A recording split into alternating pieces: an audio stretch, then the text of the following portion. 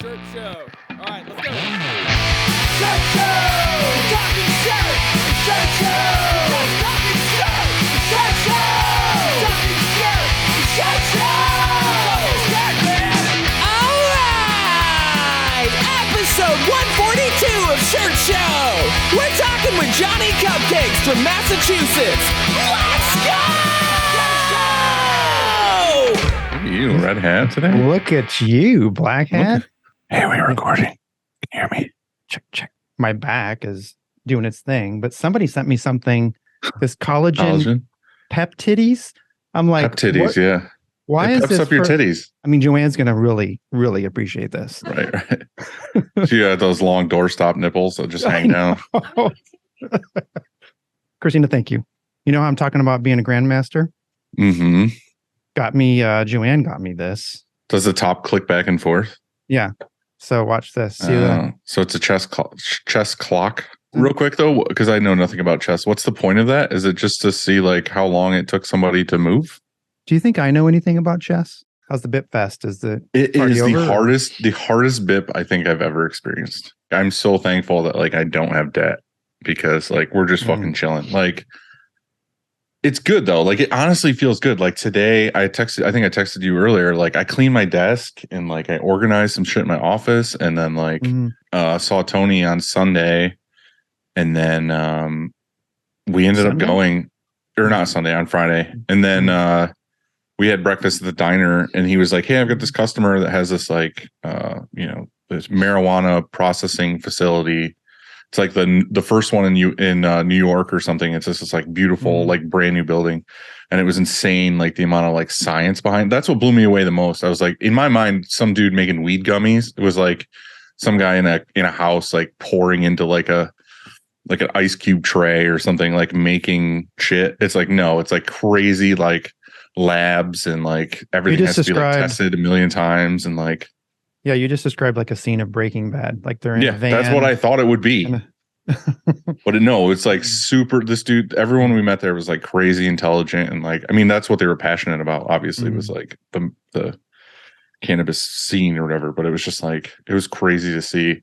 And then Tony decided he wanted to snag my rapid tag. So me and Bill went up on Wednesday, drove up to him, dropped it off. And it was cool, like, because Bill's been with us for a really long time, but he's like my production manager now.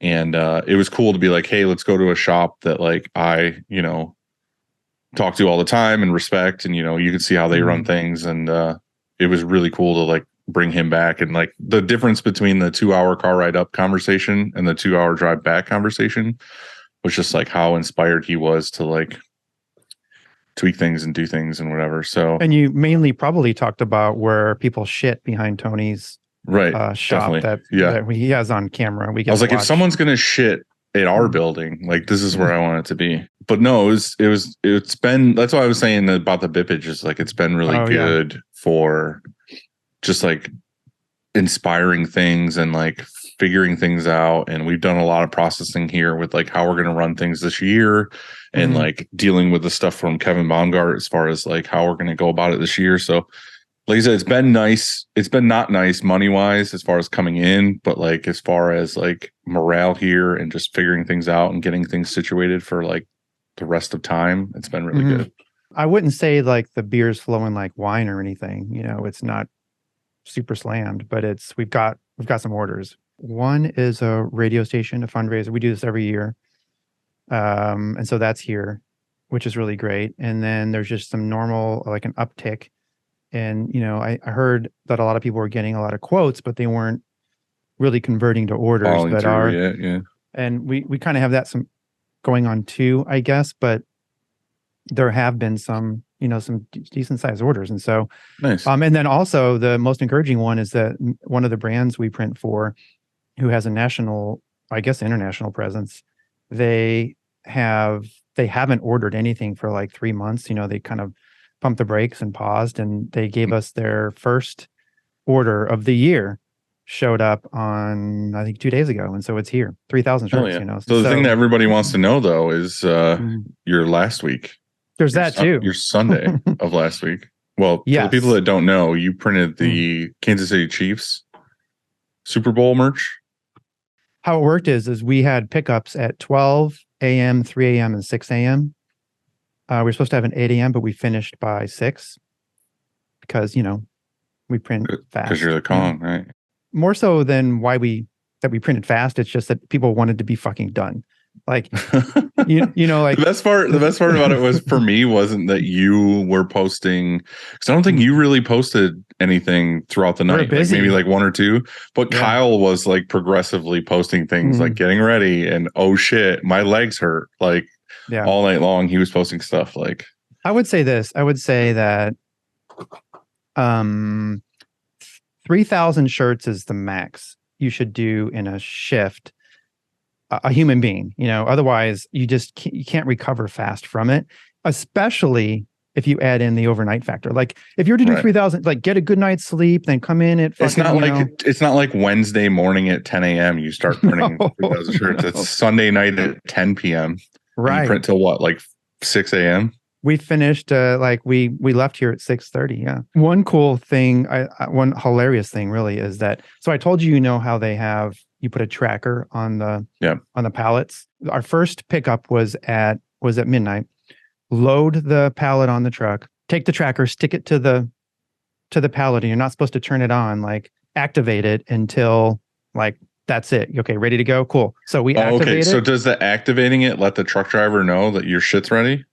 It doesn't let the truck driver know. It lets, like, I think the FBI or whoever it is, because we pushed the thing and it started blinking, closed the door to the truck, closed our dock door, signing some paperwork. The driver's phone starts ringing. He's like, hello? He's like, yeah.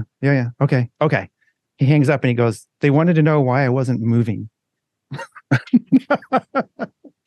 Like, you got the shirts, fucking start driving down the highway. Right. Like instantly do a burnout as you're fucking loading it up. Would I do it again? The answer is yes. However, here's the caveat is I would limit it to 6,000. So we ran 2 presses. Mm-hmm. So 3,000 per press. Yeah. Yeah. Don't go over that. We went over that and it was just, I think everybody was hyped and we're like, yeah, fuck yeah, this is cool. Around 3 a.m. it was like, this isn't as cool. We're like, this isn't quite as cool, but still pretty cool. And then like at 4 a.m. Cool. Yeah, not quite as cool. And then 4 a.m. you're just like, not a lot of words. And then because you're like, wait, we still have all these to do. And like 5 a.m. They're like, fuck my life by like 5 a.m. 5 a.m. it's quiet. And there's like despair on faces. Right.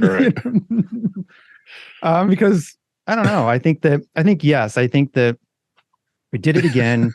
We print and we're out of there by 4. Like it's over. We're done. You know what I'm saying? Did you ever play that game with your friends when you were kids where it was like you stayed over at their house and they're like, let's just do an all-nighter? And it's always a good idea that night. We're like, we'll get pizza and fucking play games and we'll just stay up all night.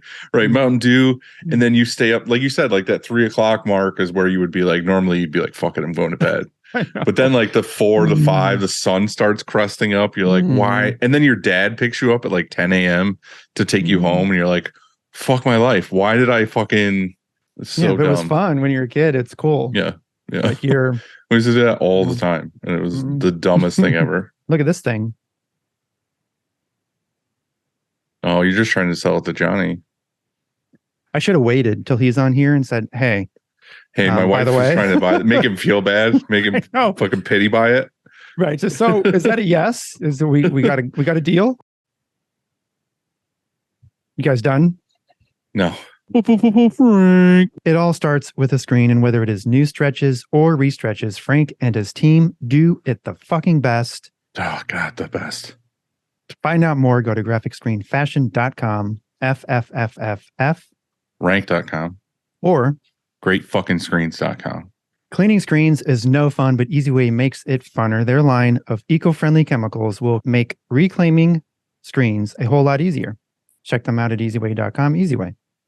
It's the easiest way. If your art department could use some love, then you need to go to 1-900hotstuff.com and get in touch with Nick or Lucas. Nick or Lucas.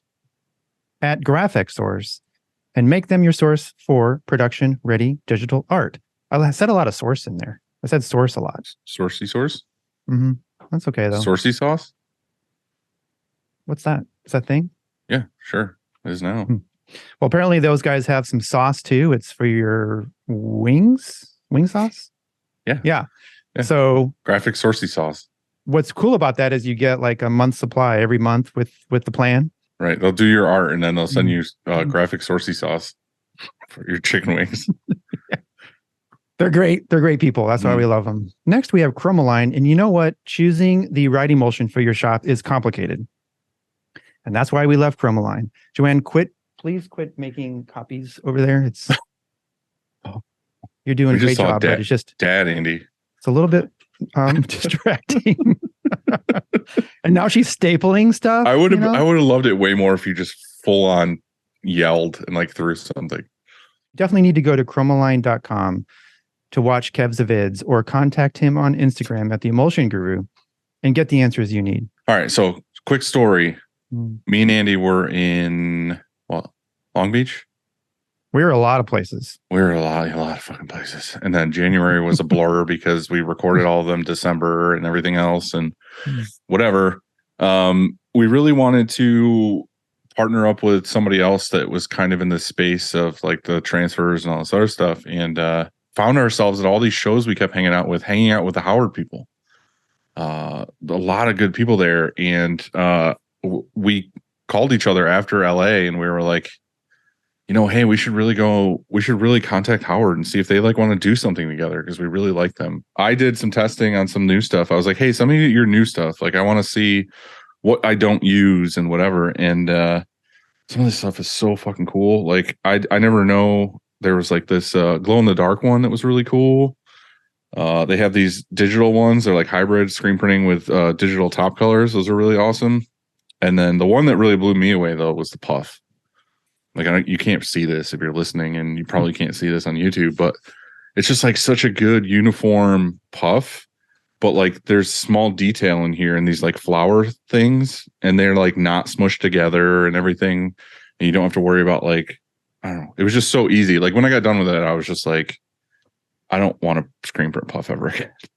Yeah. And didn't you say that when you were doing these shop tours last week that you were in some of them and they were all like, yeah, we use Howard, or we have for years, Yeah. They were like, yeah, we used them for a really long time because I was just kind of like, hey, like who are you using for this? And that, I think what it was is because I was so new on the train of just seeing the puff. I was like, oh, did you see these puff transfers? And they're like, yeah, we love Howard. We've used them for years. And I was like, oh.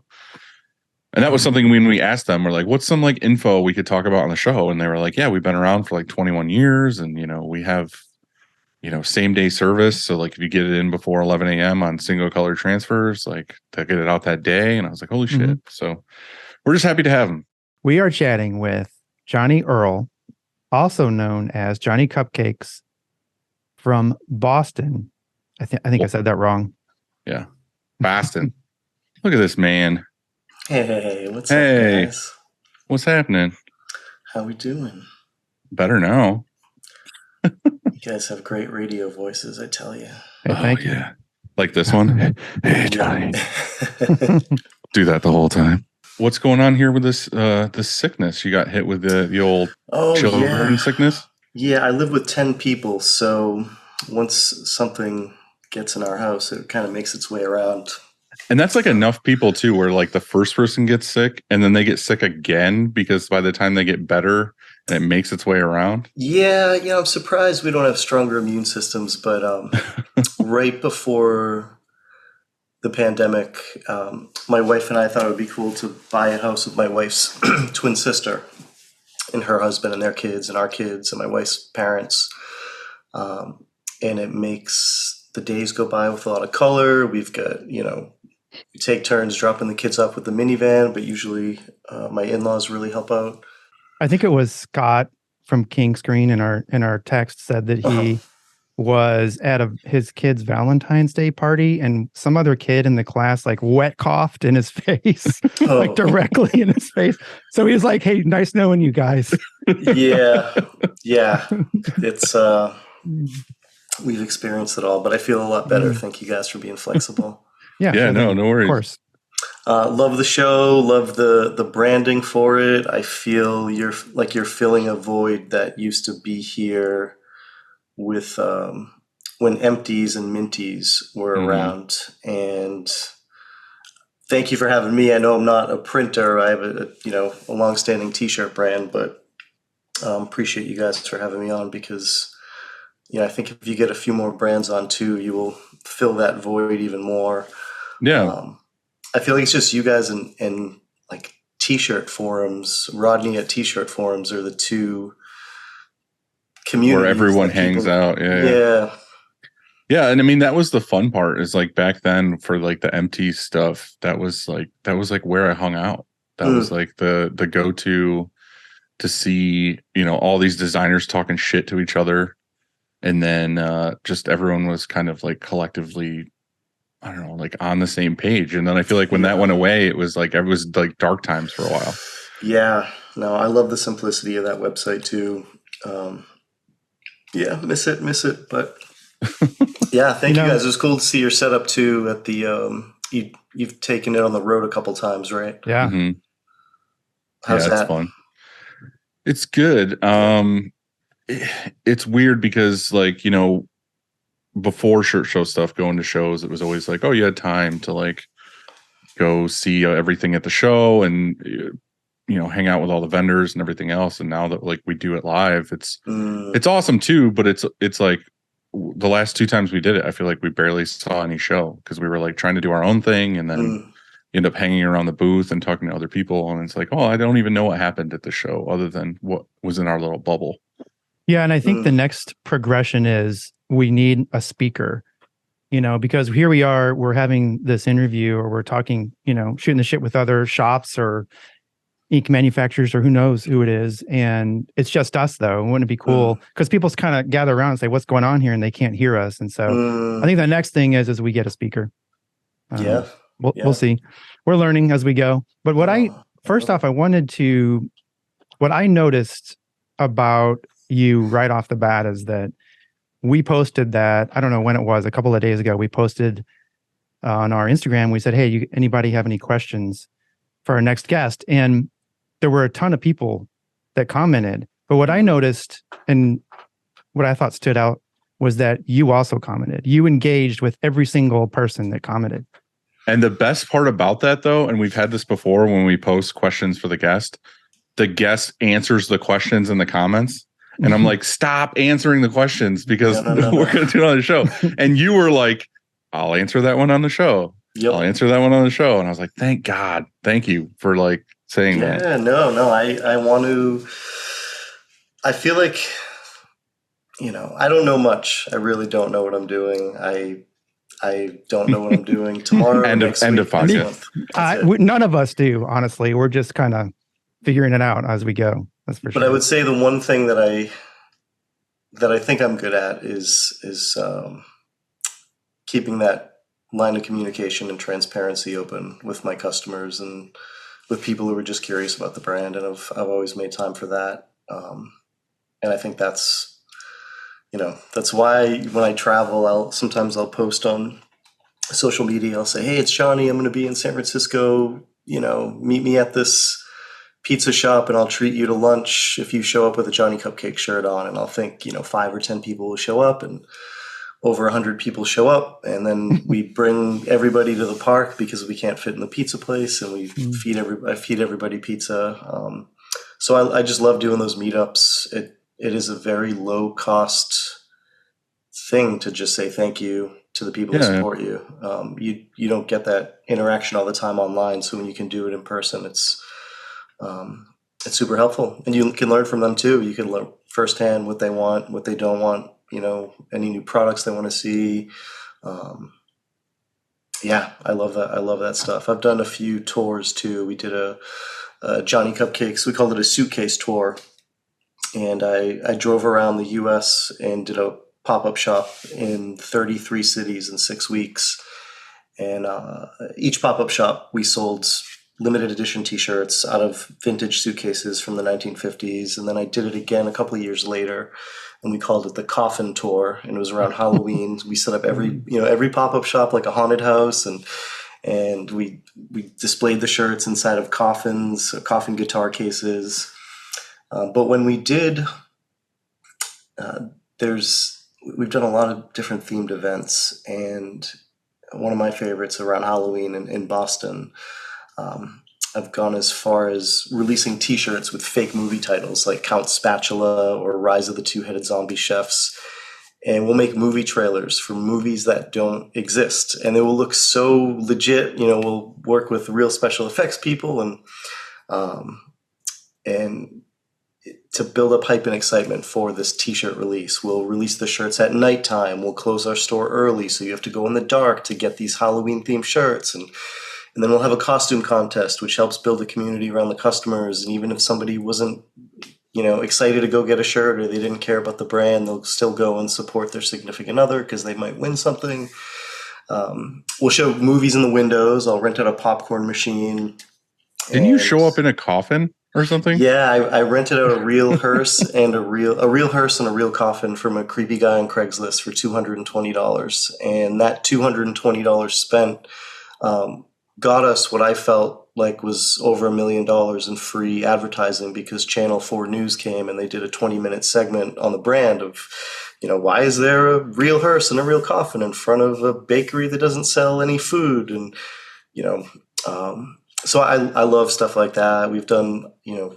Did that coffin smell like dead person? Like there was definitely used? I will tell you that coffin was definitely, I've never been in a coffin before. And if you ever try it, it definitely makes you think about life. And I felt like my whole life flashed before my eyes. And it was quiet because I wanted to, if we're going to rent this thing out, I wanted to drive around the block several times, very slow.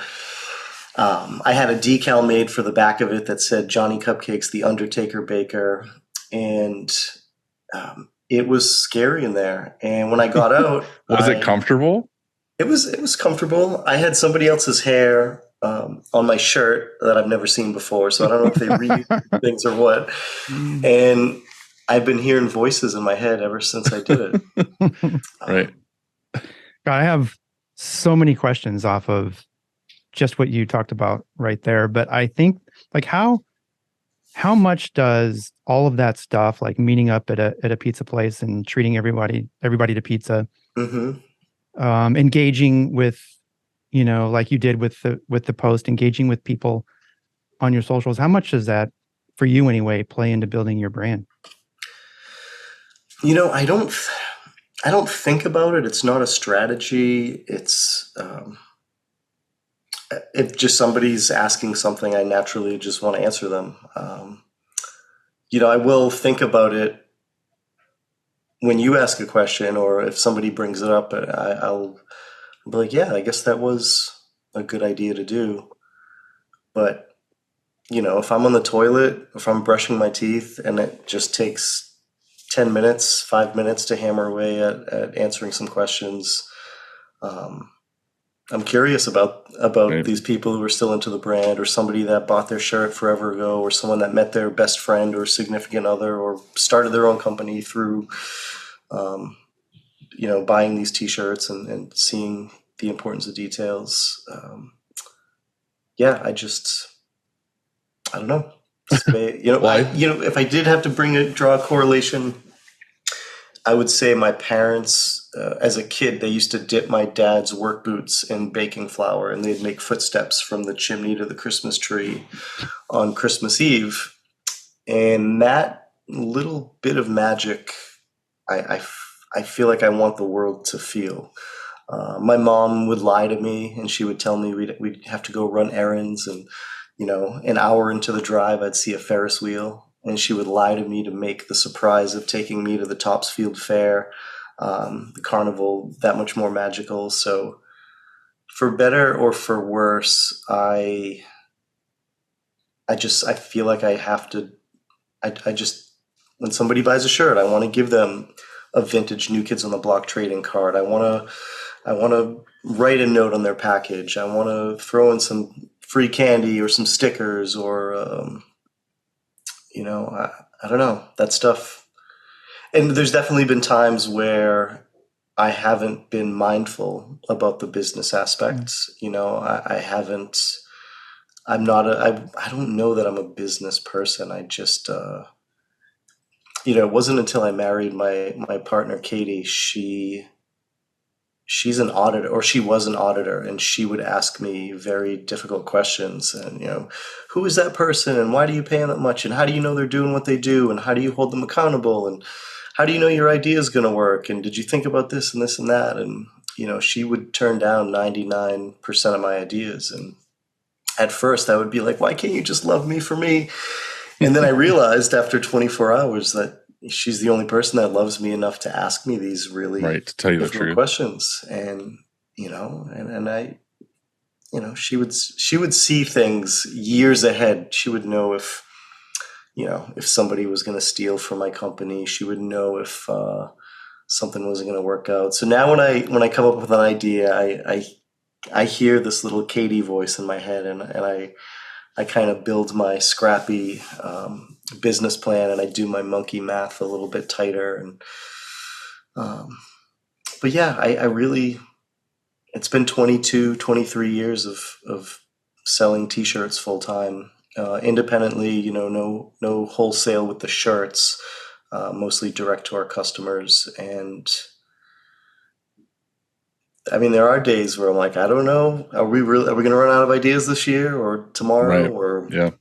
Well, back on what you were saying though, is it's kind of like we had this discussion on the way up to Rochester the other day. Was Bill, who was with me, is my production manager, and we were talking, and I was telling him about how we used to have these boxes that were branded with our logo and everything, and then we kind of went to just like a basic box because whatever, we got these multi-depth things. And I told him, I said, this year I really want to dive more into like a really good custom box, and I'd like to do where the box has like a bag in it that holds all the shirts, so they're like safer and cleaner.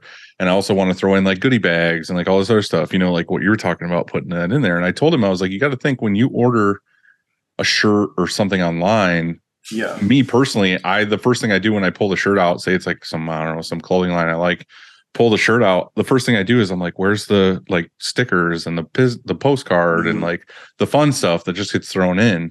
And first impressions wise, like if I pull a shirt out and it's just a gray mailer and there's nothing else in there, I'm kind of disappointed. Like I'm kind of like, the shirt's cool, but like there was no presentation, there was no anything. And I feel like you're the guy that's like, you do the opposite. Like the shirt is like part of the deal, but it's the whole experience of like getting the bag, the box, the whatever, that's like fully branded, fully themed, fully everything.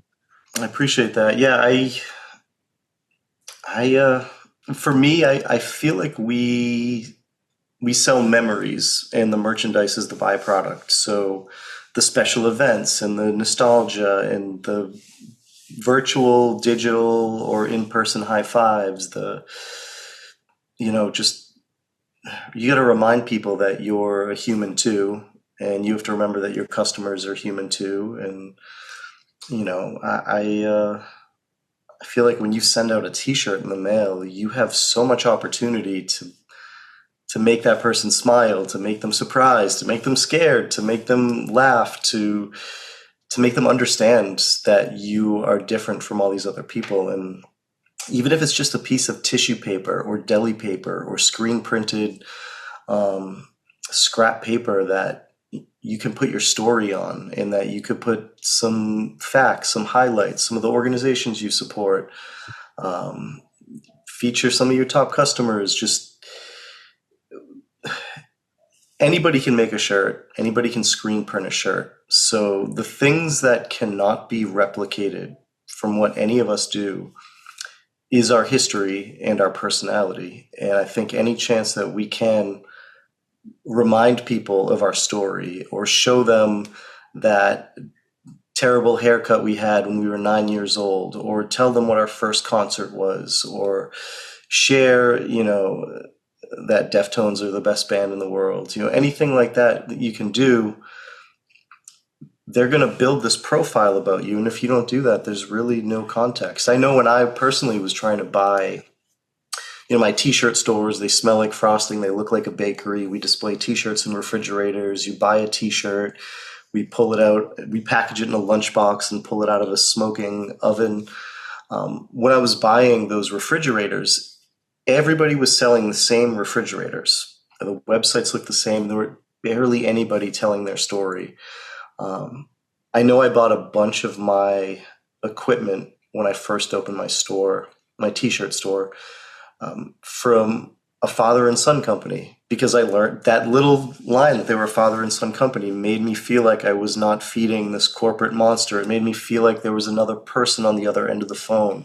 Right. Like you were supporting the father and son. Yeah. And it made me think of my own family. And I just, that one little thing they put on their website made me choose them over everybody else. So we have that opportunity on our websites, on our business card, and the things we send out with our mailers. I think that's, I think a lot of people are missing that. And we try to do it. I don't think I have it.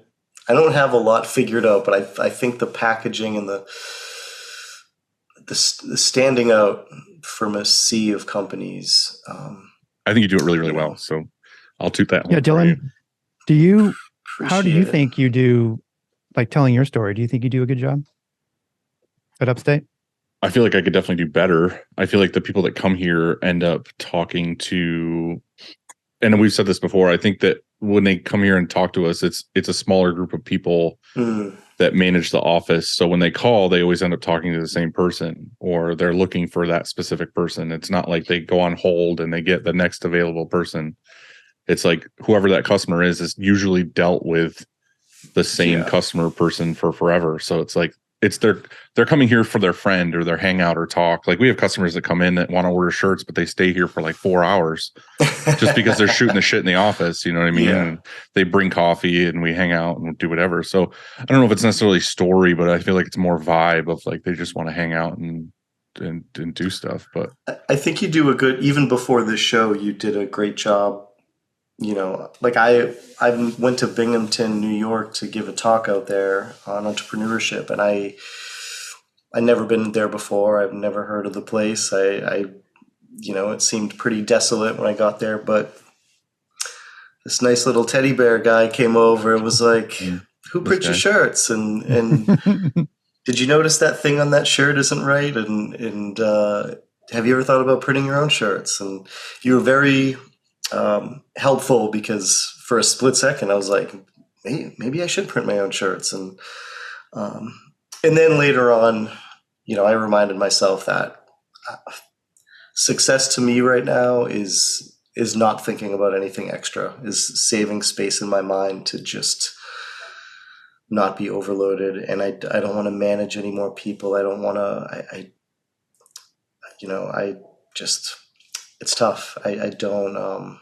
I care too much. I don't want to ever have to fire someone again. I don't ever want to have to lay anyone off. I don't want to bring too much work home when my kids get home. I want to be able to watch SVU Law and Order with my wife and eat cheese and wear my sweatpants and just not thinking about running a print shop. Yeah. So, but you were very helpful, because the pandemic just happened and it was like, what are we going to do? And, we actually almost switched our printing to Upstate, but the fulfillment part was like, I was worrying about that too. And I was going to change my entire warehouse, which I know you've seen some of that inventory the other day when you met up with Tony, but yeah, I appreciate the quickness and the helpfulness, and it was good. You don't see too many screen shop owners going out to these events besides the typical screen printing events. So if I had to give anyone advice who's listening or watching, it's, if you want more people learning about what you do, you got to make time for those people and leave your inner circle. And there's always a networking event. There's always a band rolling through town. I mean, you could keep a roster of the music venues in your city, and you could reach out to their management and just say, hey, if you guys need a special silkscreen shirt or poster for your show, or for the tour, let us know. We're located, 5 miles from the venue you're going to be playing at. Same thing with trade shows that are coming through town. I mean, that's a big untapped resource. A lot of them are corporate events, and they have a bigger budget, and they have some of these events have thousands of people, and I know a lot of times we have our heads down and we have our clients and the brands or the bands that we work with, but the other thing too is it's also okay not to grow. It's okay to be content and to just do sit what in you your do. sweatpants and watch SVU and eat cheese. And do it really, and do a good job for the few things that you do. Yeah. I would rather leave it up to the pros. By the time I master my skill at silk screening, it's going to be several years, and I would rather put that time towards something else. Right. So we Creative. did our own fulfillment for a while. I mean, geez, if I had to go way back, so I started my brand in 2001. I was working at a record shop, Newbury Comics in Braintree, Massachusetts, and my goofy coworkers would call me Johnny Appleseed, Johnny Come Lately, Johnny Cupcakes came out of nowhere, and it sounded like a cute mobster nickname, and I put it on a shirt as a joke while I was getting t-shirts made for the hardcore metal band On Broken Wings that I used to be in.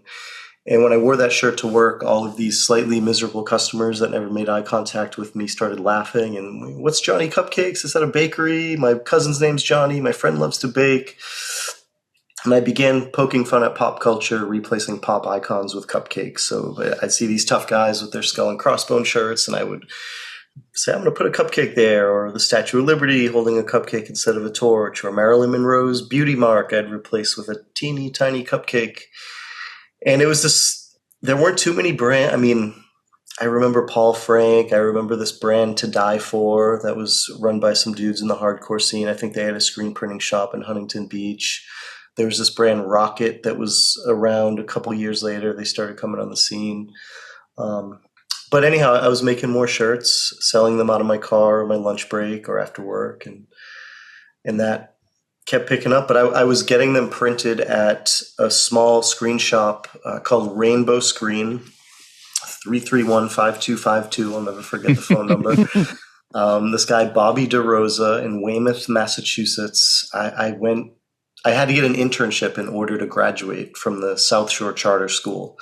I had a really hard time learning at public schools, and my parents were like, we're going to put you in a charter school. And I was nervous, but I had to take this funny little bus with all these funny little people. And I realized that I was the captain of the funny little people and everything was going to be okay. And I got that internship because it was one of the requirements to graduate from the charter school. And I went in this guy's basement, and I see all these fish tanks, and then I see hundreds of tropical birds. This guy was breeding birds that I have never seen before. I didn't know if I was going to get murdered or if I was in the wrong place. It was like this exotic pet shop, but he knew every bird by name. And in the back was his press. Probably had four. He had two heaters. He had two TVs. We would always watch court TV, and he would tell me about these poker games that he would play. He would gamble with his friends once a week, but I would catch hot T-shirts as they'd belly flop off of the dryer. And were these birds flying around in there? No, once in a while they were. I mean, there was definitely like some bird droppings. In a different part of the basement. It's something I've never heard in a print shop before, is people with birds. Yeah, it was certainly warm in there too. There was no AC. But I love being in there. And I didn't think of the Johnny Cupcakes brand just yet, but anytime a shirt came out of that dryer, it was like an idea machine.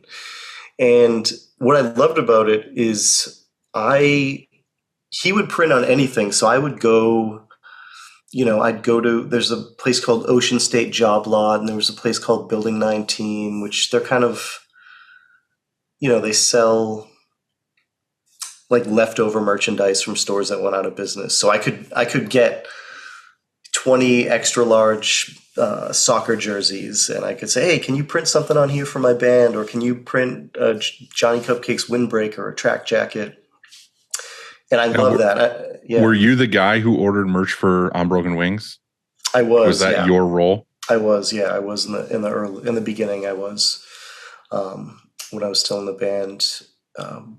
Eventually took a risk, left the band to try out the t-shirts. But when I was in the band, yeah, I loved doing and just seeing what merchandise I could find locally, and then what would be in the different catalogs that Bobby of Rainbow Screen would keep on hand. But I also love that we saved on shipping, and I could go pick it up, and we could watch things get printed, and we could say yes or no. And so working with a local company was great in the beginning. Excuse me, it was great in the beginning, but eventually I wanted to get my tags put on shirts. When you have a t-shirt brand, you get to a point where you feel like you constantly have to prove that you're more than a t-shirt brand, or that you're a legit t-shirt brand, especially as printing shirts and getting t-shirts made, merchandise made, or starting a brand gets easier and easier. You want to do things a little bit more trickier to show that, it's kind of like when you go buy a sandwich and there's a menu that's written in chalk. I don't know about you, but I feel like if they spend the time writing up this menu in chalk, they might spend the time crafting these sandwiches and A true sandwich artist. That's right. If they're doing that, So I wanted those details, and I was about to do my first trade show, which was the Pool Trade Show, which is a subsidiary of the Magic Trade Show, a fashion trade show that took place at the Mandalay Bay Casino. I still can smell that place. It smells like chlorine, cotton candy, and regret. But I remember the first tags I got made for my shirts. I brought them to this uniform store, also in Weymouth, Massachusetts, and they sewed in tags. And when I got them back, these were you could cut something with it. It was so sharp. You could, chop up bananas or apples.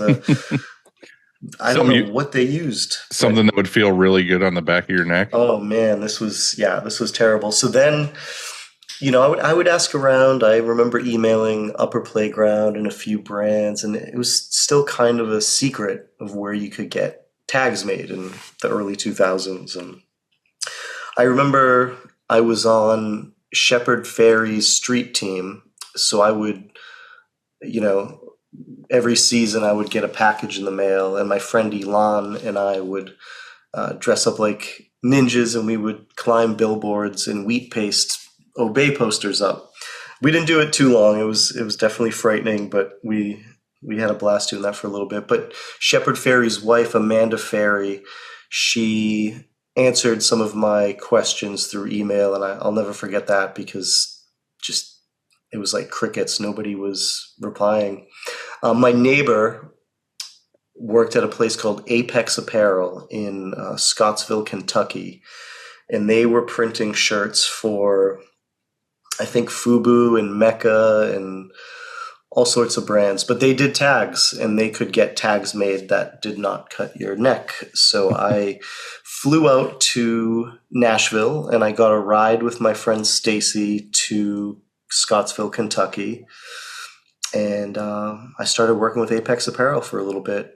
And on our ride back to Nashville, there was a guy at a gas station who was selling tickets to see the band The Cure for like $8. And I thought it was a scam, but I was like, that's a pretty cheap risk to take. I'll take 2 of those tickets. So we brought them to the show, and we were a couple rows back from the front, dead center, VIP parking. It was the coolest adventure. And then the next day, from some random dude at a gas station for random $8. dude at a gas station, yep. And then the next day, I went to the Pancake Pantry, and I flew home, and I started getting these new shirts made. And then I went and did my trade show. I got my shirts sold in stores in Italy, Japan, Australia, different parts of the U.S. It was great until people stopped paying me on time or at all. Some companies would either close their doors, or I remember this one couple, they stayed with us in our hotel room. They slept on the floor. It was a friend of a friend. And they started carrying our shirts at a store in North Carolina. And they placed an order, and they they owed me like, I don't know, like $600 or something. But at that time, you know, living at my parents, that was a big deal. And it was more of them ignoring me and pretending that they weren't there. And just years went by. And that bummed me out so much that I was like, screw this. I don't want to sell to stores. I am going to open my own stores someday. And I'm going to sell at, you know, while my friends hung out with cute girls at parties, I hung out with cute old ladies at craft fairs, and I would set up my booth and I would sell at, you know, like Hellfest and music festivals and now yeah. then though, did you look at the other brands around you or brands that you respected and were like, well, the only way for me to do this, or the smart way for me to do this, is to get into stores? Like, were you trying to mimic kind of like what they were doing as far as how to grow the brand, or were you just like, this is what I want to do, and you found out it wasn't for you? I think what I found out was what I did not want to do. And I remember when Obey started selling their shirts to chain stores as a young kid, that made me sad, because it was a thing that only I knew about for a while. And I think we all know that feeling when your favorite band starts playing stadiums. We should be proud of them, but for whatever reason, we're like, yeah, I remember the good old days. And so part of me, you know, I my way isn't the right way, but I chose to not sell to stores, because you lose control of your cash flow. You lose control over, you know, how your product's displayed, if it's displayed, if it's going to go on sale. You lose control over the customer service that somebody else gives to someone. You lose control over the storytelling.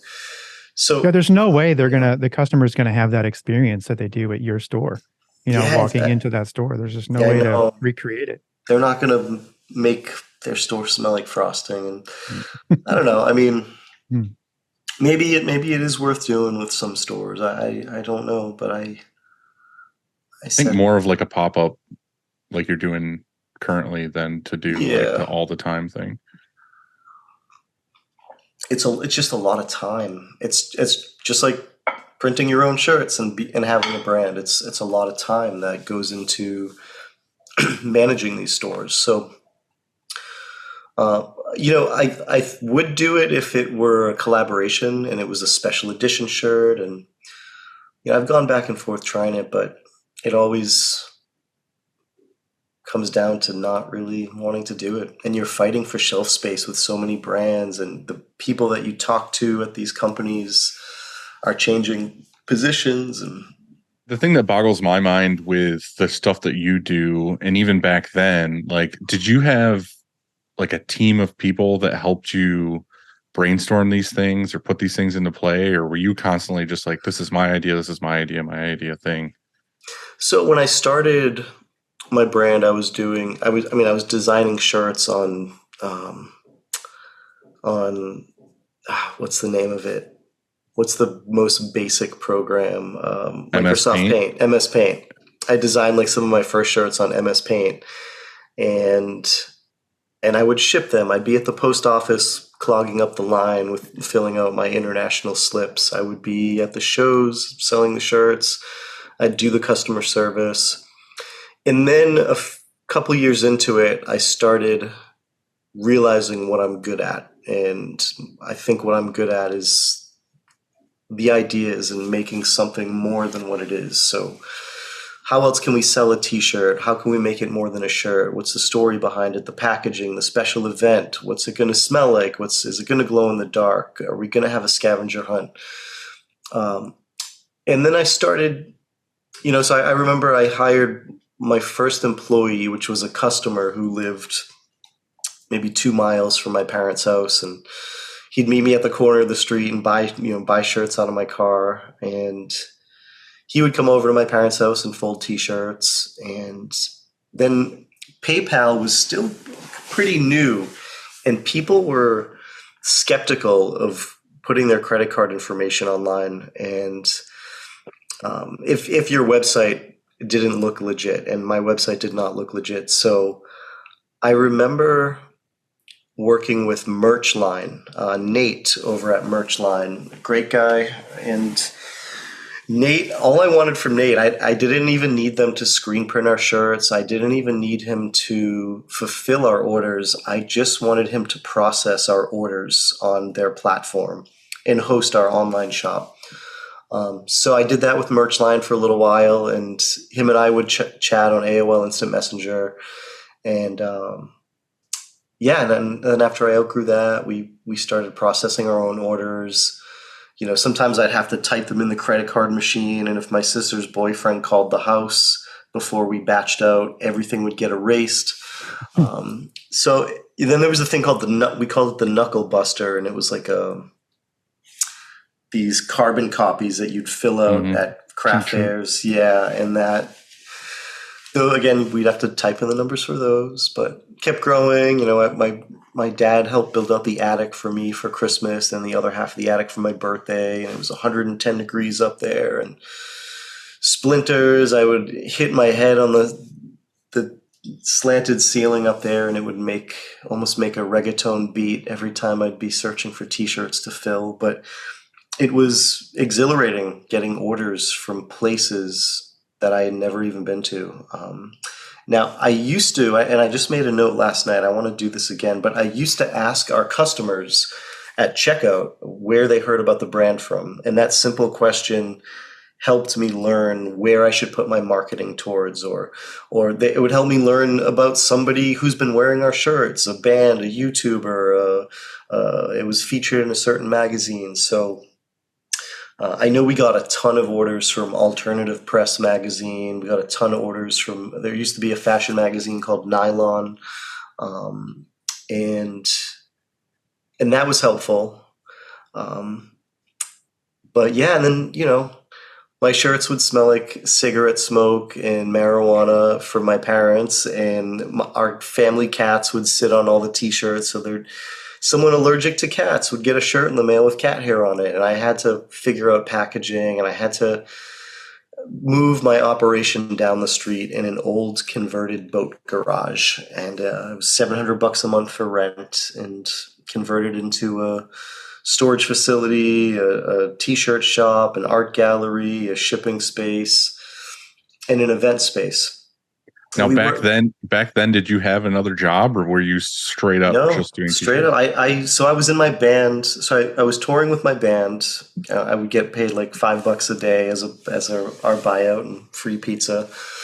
I didn't have many financial responsibilities because I dropped out of college pretty early. Now, I did go to one of those art institute schools that got sued by a whole bunch of people.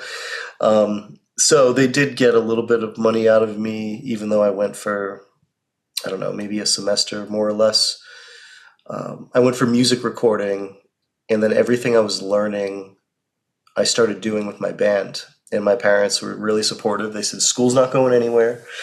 So that made me, and they were like, go tour. You can always go back to school if you need to. And that made me not feel like I had to rebel against my parents, which made me continue to stay sober and straight edge, which made me continue to save a lot of money on the weekends by not partying.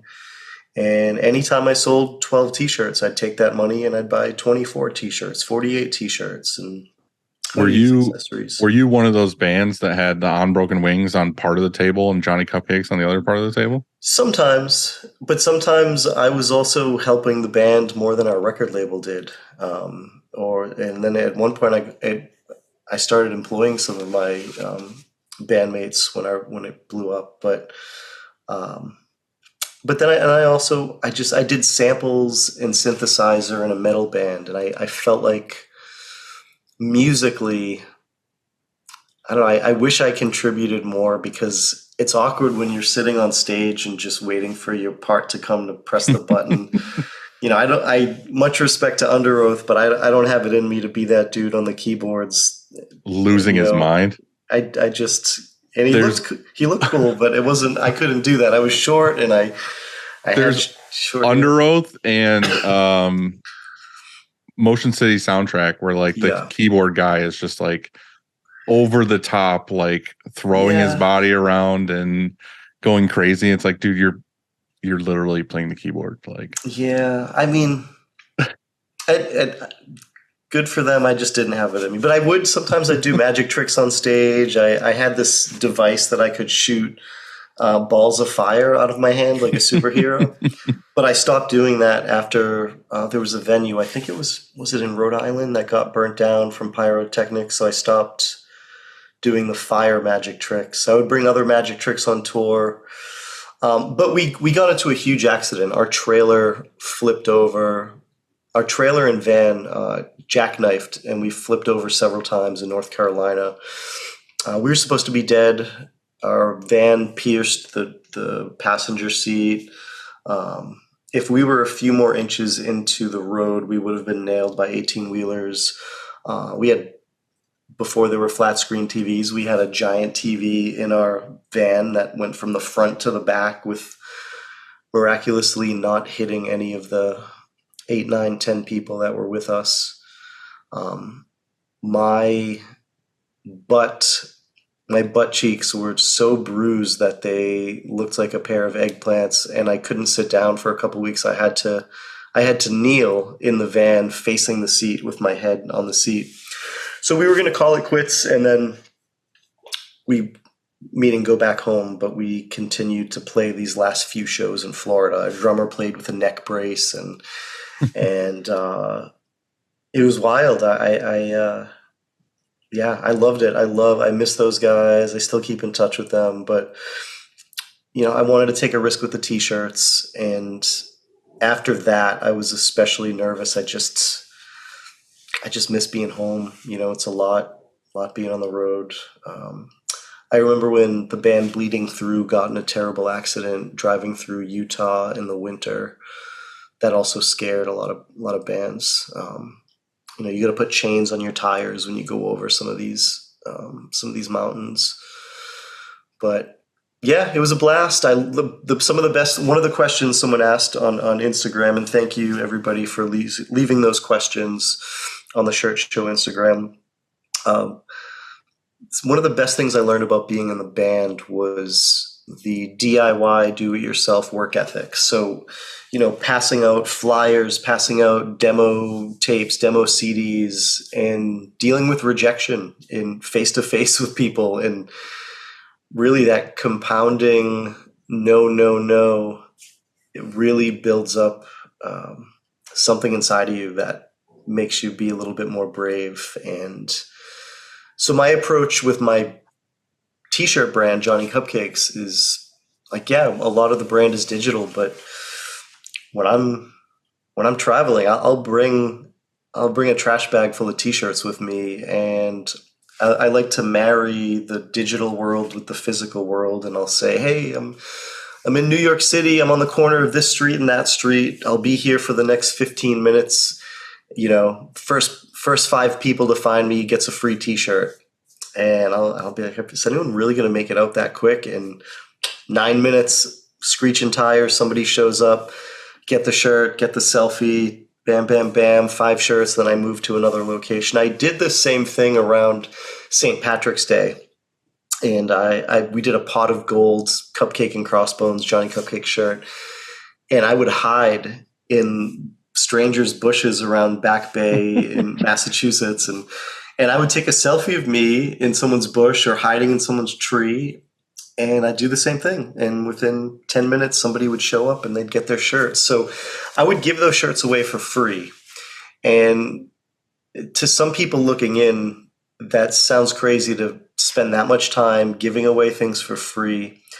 But if you got a free shirt from a little dude with a beard hiding in somebody's bush, there's no way on earth that you would not tell that story anytime you wore that shirt, or anytime St. Patrick's Day rolled around. So have any of those things backfired where you were like, you got in trouble or anything like that? There's been so many things that have backfired, but the giving away stuff, no, not so much. One thing that backfired is when at one point I had 5 stores. I had a store in Los Angeles for 8 years, London for 4 years, Martha's Vineyard, and Hull, Massachusetts, which is the little town I grew up in, and then my Newbury Street store in Boston, which is my main flagship shop that I still have. But when I had my LA shop, I had just gotten a nice camera, and I wanted to, I don't know, I thought I was going to vlog like every day, which is a joke, but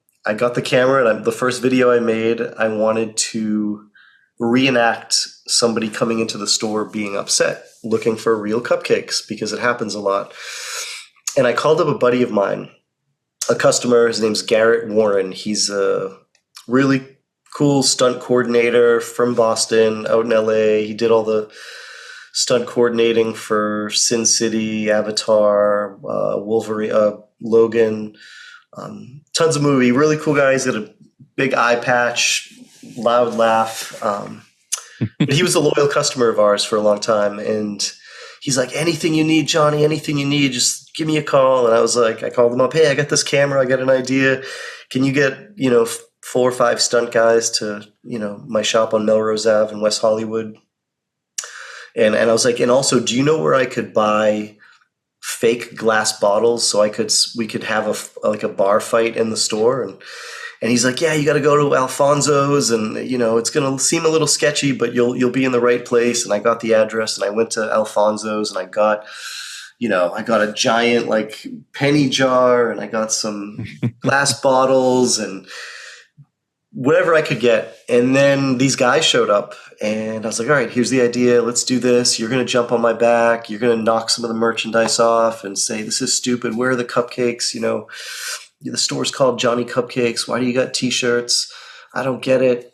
And they came in, and first take, we got it down. So if you do a YouTube search for Johnny Cupcakes, huge fight LA, it'll come up. Now, what I failed at is I did not tell my mom or my wife, fiance at the time, that I was going to do this. So with the time difference, I didn't call them before I went to bed because it was already pretty late back home in Boston with the time difference. So I woke up to all these concerned text messages. I felt terrible because my mom thought it was real, and Katie was asking me if I was okay, and it just wasn't cool. I should have. So did you just shoot it and post it online right then? Yeah, it was such a last minute thing, and I shot it. I posted it up, and some people thought it was real. Some people, could tell that it wasn't, but yeah, that was one of the things that definitely. But did it give you like any good promotion or publicity for doing it? Yeah, I don't know. We probably got 10, 20, 30,000 views, which isn't much on YouTube, but the people who did see it, they still talk about it, and we now have these stunt guys on speed dial if we ever need anything, and every now and then I'll be invited to be like an extra in some movie. I'm never able to get out to be in them, but I was an extra in the Ghostbuster movie with Melissa McCarthy. But it's like a fourth of a second. I'm walking in a subway, and you wouldn't even notice. But that was a pretty neat experience. You also met somebody, a celebrity that I love, and in fact, confession here. Yeah. Nearly every day while I'm making dinner, I watch Family Feud, and I watch it because of Steve Harvey. And you got to meet Steve Harvey. In fact, I think of several times. Like you went to he put on some sort of entrepreneur conference, right? Yes. Yep. And you were a keynote speaker there too. So what was it like meeting him? Yeah, that's still, I mean, you bring that up and I'm like, yeah, that was crazy. It felt like a really bizarre dream. Did you touch his mustache? I didn't, but I got to listen to some really good soul music before it went live. I got to do some magic tricks to his team backstage. But yeah, he invited me to be the keynote speaker of this entrepreneurship event Steve Harvey was putting on, and then he also invited me to be on his show. Family Feud? it wasn't Family Feud. It was the Steve Harvey show. Okay, yeah. I thought you meant additionally Family Feud because you've got 10 people you could. Yeah, recruit I from. could. We could do Family Feud. That would be pretty Yeah. sweet. But yeah, I mean, they put a bunch of makeup on me, and I went out and did it, and it was really cool. What was even cooler than that was this guy Matty, that I met in France once. I went to France with a buddy of mine. It was around the time I did my first short story. I got invited to speak at Leeds College of Art and Design in England, and I thought Leeds was a little town in London or outside of London, and it wasn't until the night before that I realized it was 4 or 5 hours north of London. So I called any customer of mine from London, not knowing the time difference. I got a ride with my customer, did the talk, did an event, realized we had a lot of customers out there, which is why I opened a store out on Carnaby Street in London. But when I was out there, we went to Paris for a couple of days, and this guy Matty was there. And I hadn't seen him in a long time, many, many years, but he messaged me. He was like, "Hey, I saw you were going to be on Steve Harvey. I'm working on a movie set or a set for some television show. I could pick you up in a golf cart in 5 minutes if you want to go see the Back to the Future set." And that was a dream come true. You have to say yes. Yeah. So he picked me up, and we saw that, and we saw all these wild movie sets, and yeah, it was a very nice magical trip of stars aligning, cupcakes aligning. John, what's the ratio of like your especially nowadays, like in-person sales at the store versus like online sales? Is it? Yeah, that's a great question. From the outside, it might look like I have a big company with a ton of employees, but in my office, it's me and one other person, Mary, and then sometimes Kelly. She works part-time, and she does our bookkeeping. She was our neighbor growing up as a kid, and she's been with us pretty much ever since I started. So very small team in the office, and we work from home half the time. In my store, I have about 9 employees at the store on our team there. But yeah, I mean, sometimes I'll get 3,000 likes on a photo on Instagram. Let me tell you, it does not convert to 3,000 t-shirt sales. And sometimes it doesn't even convert to 300 shirts. It's so random with what sells and what size and what color people want. We try to do a lot of pre-orders.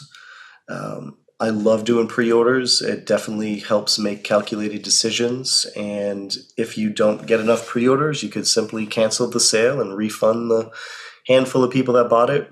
Or if it does really well, you could, print more than you're originally going to. But to answer your question, Dylan, it goes back and forth. I would say Fridays and Saturdays. We do a new release every Friday. Sometimes we do new releases twice a week on our website. And Friday and Saturday online is usually busier than the store. But the rest of the week, it's usually the store. And it wasn't always that way, but I'm glad it is. We just relocated to a new location, still on Newbury Street, but I moved in. I just signed a 10-year lease on a space that was twice the size. So we're at about 1,900 square feet. What I love about the space is it's street level, it's handicap accessible, and we're on the busiest block of the street. We're next door neighbors with Vans, Burton's across the street, Urban Outfitters, Newbury Comics, where I got my nickname, actually used to be in the space that I'm now in, which is really cool. That's full circle. Yeah. That's cool. Really full. And they moved a few doors down. So we send business to each other. There's an amazing bookstore called Trident Books, independent bookstore next door. They put on events almost every night. But yeah, we've been in this space since the end of September. We had a good September. We had an amazing October. I think it's because of that Halloween event that we did.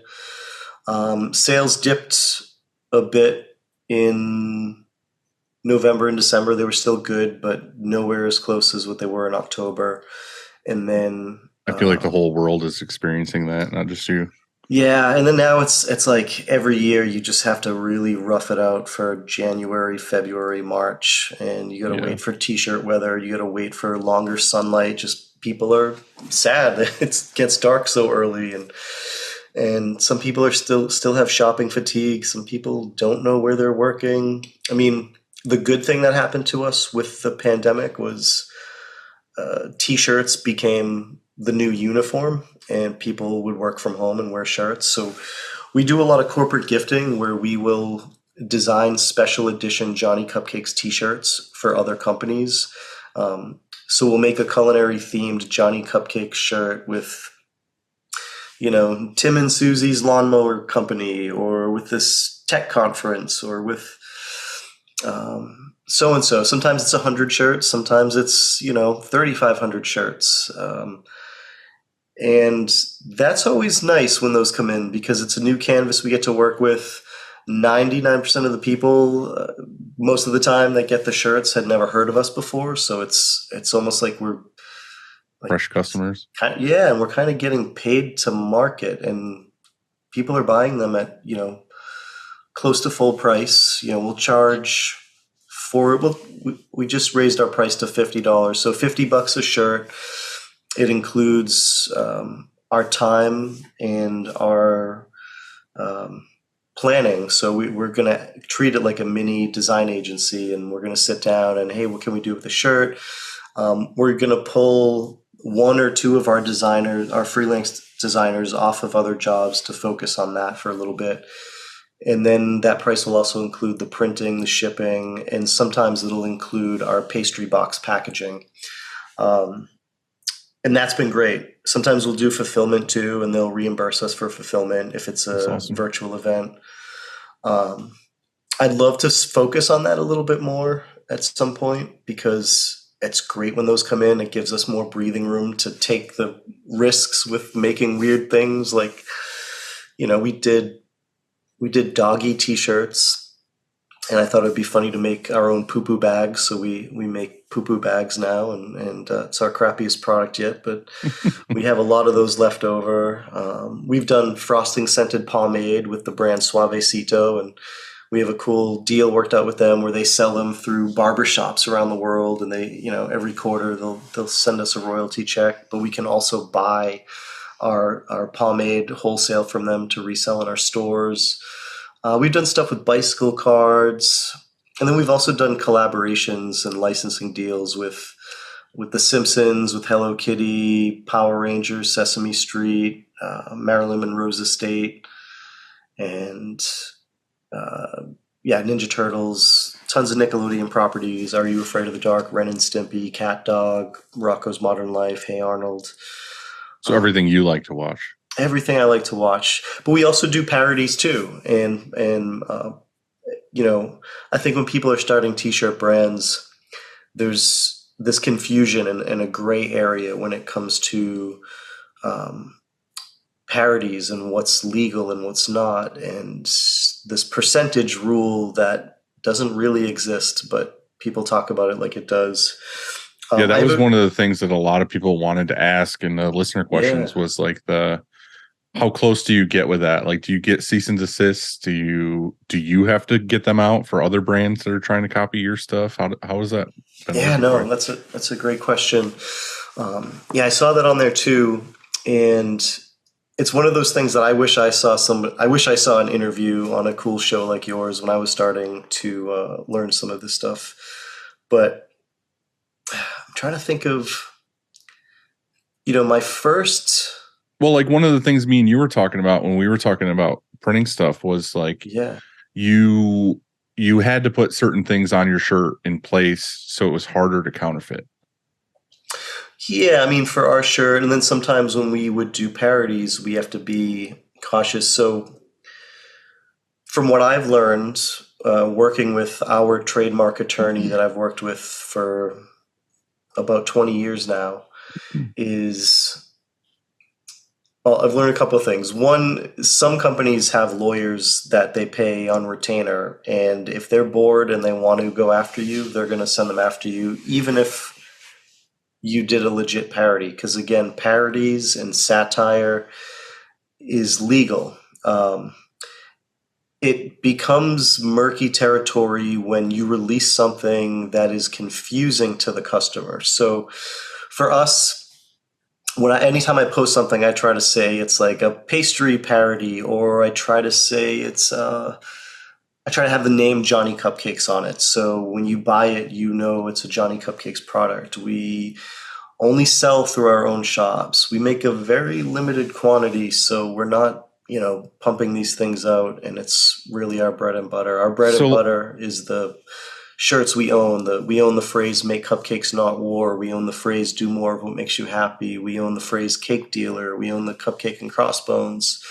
But we have had some stuff that, when I wasn't too experienced, we had Warner Brothers called me. It was maybe the day after my Los Angeles shop opened, and we released a Joker themed shirt around the new Batman, Heath Ledger Batman movie, Dark Knight, or the second one rather. And they were like, "How many of these did you make? And where'd you sell them? And why'd you make them?" And I was like, "Oh, we kind of poke fun at pop culture. We do some lighthearted parodies, and my store looks like a bakery, smells like a bakery." And they just kept asking questions, and it turned into like an hour-long talk. But the tail end of the talk, they were laughing, and they were like, "We love this brand. This sounds great. We would love to do a licensing deal with you. We'll even give you a better deal on the licensing if you want to come, check out our offices." And so I called one of my designers at the time, and I didn't tell him that it went over well. I was like, "Hey, they want to talk to you because you submitted the art." I shouldn't have done that. That wasn't a nice prank, but we laugh about that sometimes. So I went back to Los Angeles, and I went to Burbank, California, and I got a tour of Warner Brothers, and that's where our official licensing deal with Looney Tunes came about. And when we launched that, they supplied us cartoon cells with letters of authenticity, because I think the best part about a collaboration is two things: is the cross-pollination, so someone else's customers or fans learning about what you do, and if you play your cards right, they could be your customer for the rest of their lives. And then the other cool thing about it is the surprises. When you guys put your minds together, you have more marketing power, you have more social media reach, and sometimes they have random, cool, or weird things sitting around their office that they'll give you for free to build up hype and excitement and to give out for the first X amount of people. So I think the first 20 people that showed up at each of my stores at the time got one of those autographed letters of authenticity cartoon cells. But rewinding a little bit, that was cool. I mean, that doesn't always happen. It has happened a couple times, but we got a cease and desist once from Chiquita Banana. I didn't know that they would have even cared, but we did a shirt. I think if I could go back in time, and if I really cared about it, we could have fought that one, because it was very much a Johnny Cupcake shirt. And then we had a cease and desist from Jaws. And I guess they're pretty tough on what they do. But, it's just so what do you do in that instance? You just take it off the site, stop selling it? Yeah, a lot of times the cease and desists are very forgiving, surprisingly. They're just like, "Hey, don't do it again," or, maybe once or twice we had a count, like how many shirts we sold. Do you have to pay them back or anything, or give them any kind of financial? I think that might have happened with Fighting Irish. There's an entity that owns all of the collegiate sport teams and I feel like I'm totally assuming, but from what I've been told, it appears as if they make a good portion of what they make every year is going after people. Right. So we had a bearded chef with oven mitts on, boxing, and I could have ran that by our trademark attorney and again potentially fought it because parodies are legal, but I think we just kind of gave into that one. It just wasn't worth it. Because you have one too that's like, isn't it like Jordan, but he's holding a cupcake instead? Yeah, we've done a chubby chef slam dunking a cupcake facing the opposite way with a big pot belly and a chef's hat. And there's a ton of brands that have done different takes on that. But there was a brand that got in some heat called, I don't think they're around anymore, but they were called Mike. But it looked like Nike, but it was just Mike. And so I think it's important to have your name on some of the parodies that you do, only sell them through your shop, doing small batch stuff, promoting that it's small batched. When we do our shirts around baseball season, oftentimes we'll use the same font that TGI Fridays uses, the restaurant, because it looks like the Boston Red Sox. It has those little flares on the type.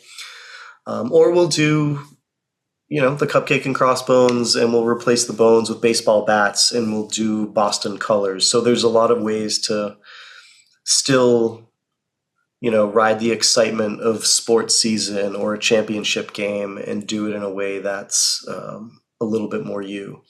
On the other side, there was a popular chain store that wanted to carry one of my T-shirts, and they wanted to buy it for me cheaper than I could even get it made, which I thought was wild, and I wasn't ready to do wholesale. I was still a little sad boy from not getting my $600 or whatever from that one store. So I said no, and then a few months later they released same concept, airplane dropping cupcakes, but they flipped it the other way. They put cherries on it.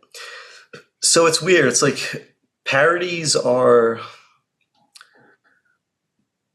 I hear that more and more though. Like some of those big stores, like a Target or something, like getting in trouble for just like ripping things from other really good brands, and it's like, but sometimes that's less of a parody and more of counterfeit. You know what I mean? It's too close. There's parodies, there's counterfeit, there's intellectual property, there's just bad intent.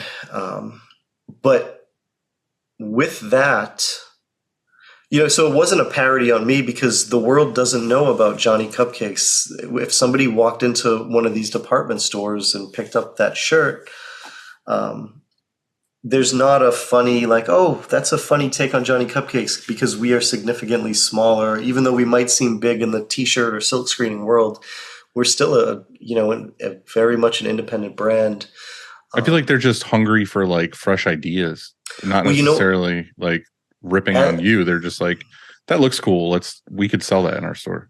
I used to get so upset about these big stores, and as I've earned my gray hair and gray beard, I've come to learn that it's not always the big companies. It's the lazy designers that they hire, that they're trying to meet a goal. They're trying to meet a deadline. They're trying to release something that's going to sell. And they're hidden behind this giant company. And, they might lose their job or not get a promotion, but even now it's a robot or AI. In fact, I thought it would be cool to ask a question, sure. Which was generated by a robot. What's crazy is they gave me 10 questions to ask. What did you type in? And questions to ask Johnny Cupcakes. You just said, give me questions to ask Johnny Cupcakes. Hold on. What did I type? I typed. I've been sent since we did that episode on AI. I'm sent shit all the time. Like, hey, I had a design idea. There was one from in-house the other day. He was like, I need a dirt bike tire as a dream catcher, and he's like, here's all the options that came up. He's like, 3 seconds later. Is insane. So you can watch on this chat OpenAI, you can watch it answer, like live, like real time. It'll just type and you can read as it goes. I started off with questions for Johnny Cupcakes, and it says, as an AI language model, I can help you brainstorm some questions to ask Johnny Cupcakes. Here are some suggestions, and they put 10 down. And what's interesting is you've probably on your own answered, I have to say, half of them. Just by telling your story. So Okay. What were they? I want to know what they are. Like what? Because this is straight up from the computer, not from you. Straight up from the computer. How did you come up with the name Johnny Cupcakes for your brand? Number 2, what inspired you to start selling T-shirts and other merchandise? Number 3, your brand has a very distinctive style and aesthetic. How did you develop this style, and how do you keep it fresh and relevant? Wow, scary. I know. What has been your biggest challenge in building and growing your brand, and how did you overcome it? I mean, it's crazy, right? You don't even need us anymore. Do you want me to dip into some of those, or I chose Okay. one here Okay. that I thought would be good. Okay. Yeah. Your brand is known for its playful and irreverent approach to marketing and branding. Well, this is an AI question? Yeah. God Yeah. damn. Like All no right. shit. How do you balance this with the need to create a serious and sustainable business? Wow, that's That's such a deep question Yeah. from the internet. Yeah. yeah. Well, thank you, Mr. Robot. Yeah, we are playful. We have fun. I mean, But you're also a business. we're also a business. I think outsourcing my printing, my fulfillment, and customer service has given me so much breathing room that I can't believe that we did it our own for that long. And then there's some things that we're doing, like, we work with a lot more charities, a lot more organizations. There's just a lot of things that I'm aware of and that I care about. We plant a tree with every T-shirt that we sell. We started doing that a year or so ago. I think That's awesome. planted between 20 and 30,000 trees with an organization called Trees for the Future, and they plant not just trees, but they plant like trees that grow food, and they'll teach people in different communities basically how to be entrepreneurs. And we cut down on our plastic, so we try not to do poly bags as much as we can, and we do these bags called glassine bags. They are a little bit more expensive, but there's so much room to brand on them. I wish I had one on me, but we have a big, Grim Reaper on it, and the back has the brand story and who we support, and the bags are made by people that are getting out of prison and trying to get back into society. So this company helps teach them different skill sets. And I think when I get things made now, I try to do my research and be a little bit more cautious into what I'm doing. And does that answer the AI I like question? that answer. I have, I typed in one more. Yeah. And I asked, does Johnny wear boxers or briefs? And the answer may surprise you. Because you're going to wonder how does it know? It doesn't, because he has a camera on his laptop and it's probably watching him at all times. So I have 3 answers to that question. I do wear boxers. I do wear briefs. I did get a vasectomy recently, and I had to wear these. They tell you to get these European style underwear. So actually today, some cradleage. my wife Katie was it's tighter or something? Tighter, yeah, Mm-hmm. yeah. But yeah, that was an adventure. But it was quicker than my wife having to wait for a receipt to print at CVS. It was really quick and easy, and I got to watch Karate Kid and eat Jenny's ice cream peanut butter chip. During? Yeah. I was out for a few days. So do you want to know what the robot answers? Yeah, what's the robot? And does he know about? It says, I hope sorry. it's like down to the detail of what his underwear is. It says it repeats what he just said. Yeah. And timestamps from 3 minutes ago. says, I'm sorry, but I cannot answer that question. It is inappropriate and irrelevant to the discussion. Let's focus on asking respectful and relevant questions related to Oh. Johnny Cupcakes. Damn, look at that. Got upset. That is too funny. Man. Have you ever printed boxers or Yeah, anything we've like that? made boxers and we've made boxes. This is our new mailer. If you order enough, we ship it. We have a few different sized oven boxes. And inside there's like fake cockroaches, there's a rat on the back. We've got our story on the bottom. But yeah, we've done boxers, we've done boxes, we did underwear in the past.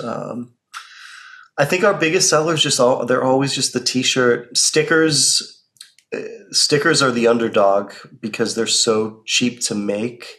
It's a one size fits all thing. It's an easy add-on. Anytime we release a design, like I try when we do our production call once a week, our design call, I try to get a sticker in there because that definitely helps. What else? Pins do good in the store. Even just like the $1-2 circle buttons that you see. Yeah, I love how you have those in like the cupcake little cupcake trays. tins. Yeah, The tins. Yeah, that's cool. Yeah, I mean that stuff. I think you go through this phase, and I went through it. I'm like, oh man, I need to be more than a t-shirt brand. We need to make jackets, and we need to make things from scratch. We need to get into cut and sew, and we did that, and it was fun, and it definitely the brand did stand out. But when I did that, I lost track of all the important things, the t-shirts and the little details, and that stuff is tough because there's so many potential things that can go wrong, from getting the buttons sewn on to the fabric to the color of the fabric, and if it's pre-washed and if it's dyed the right way and if it's sized up the right way. So yeah, I mean the best, in my opinion, just the what people want is the t-shirts, the hoodies, the sweatpants, and when they're buying online, there's no digital dressing room. So when you're selling something that's custom made, that's cut and sew, it can be a little bit difficult. But yeah, we try to do stuff. Like I said, the pre-orders, I definitely want to, I think we have over $100,000 worth of inventory of things that we've just made that are extras of random sizes that we have lying around. And I don't want to have any of that anymore. So we've done our mystery bundles. We have a bake sale section on the website and in my store on Newbury Street in Boston. I might ship some of those shirts out to different cities and go out there myself and just, combine them with different events that I'm doing. But pre-orders are where it's at. We call it bake to order. So it has that little Johnny Cupcakes flair to it.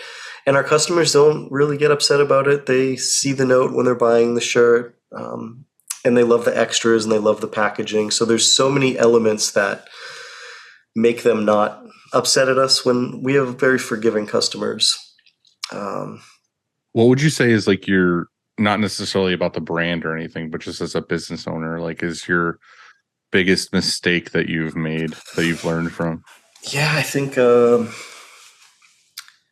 lot of people, it's like I bought this piece of equipment, or I had a partner, or I did this or did that. Yeah, I definitely, I feel like I grew internally before I grew externally. So,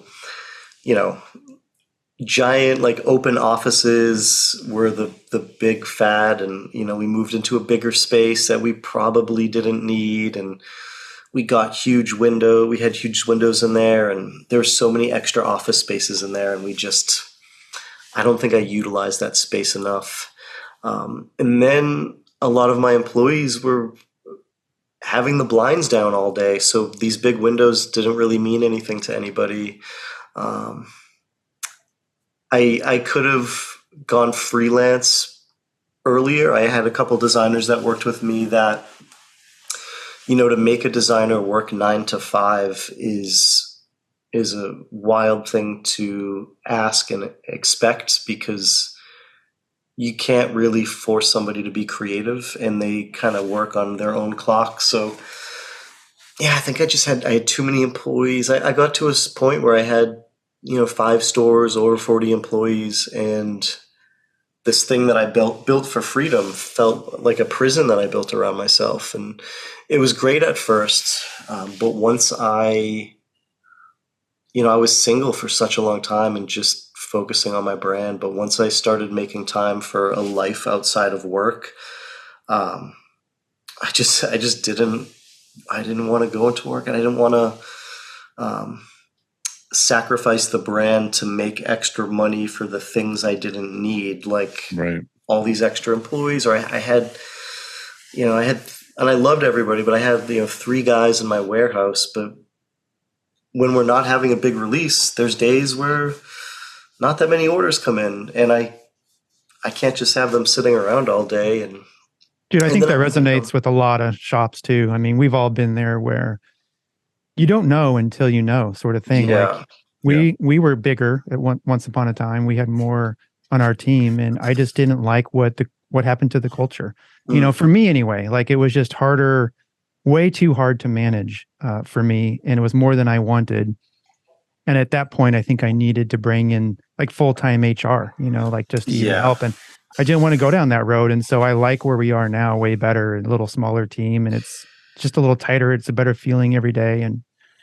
But you don't know until you have that point, until you're there. So I feel that. Yeah, no, I'm with you. It's for me, I mean, earlier on, people would, the first thing they'd ask me is, when are you going to open up a new store, and where's the next store? And they're not like, how are you doing? And how's your health? And are you happy outside of work? And it's like, I don't want to open any more stores. And, I've done so many pop-up shops.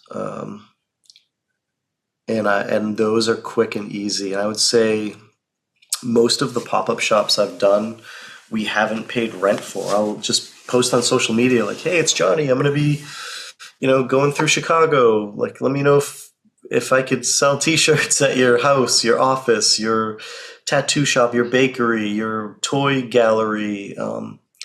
I've done pop-up shops at barbecues. I've done pop-up shops at Facebook's headquarters, at on the side of the street. And the more weird, the better content and the better memories. But, and then sometimes we'll give a store a kickback, or sometimes we'll donate a percentage to a local charity, or sometimes, or a lot of times the stores want us to be there because they, we're going to bring a videographer, we're going to bring a photographer, we're going to try to get some write-ups for that store.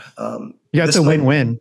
It is. Sure. It might be a tough ask for a smaller brand, but once you have, a bit of a following, and that store can see that you're going to bring business to them, everybody wins. You could put coupons or flyers in the bags for your customers that you can get from the store that's hosting you.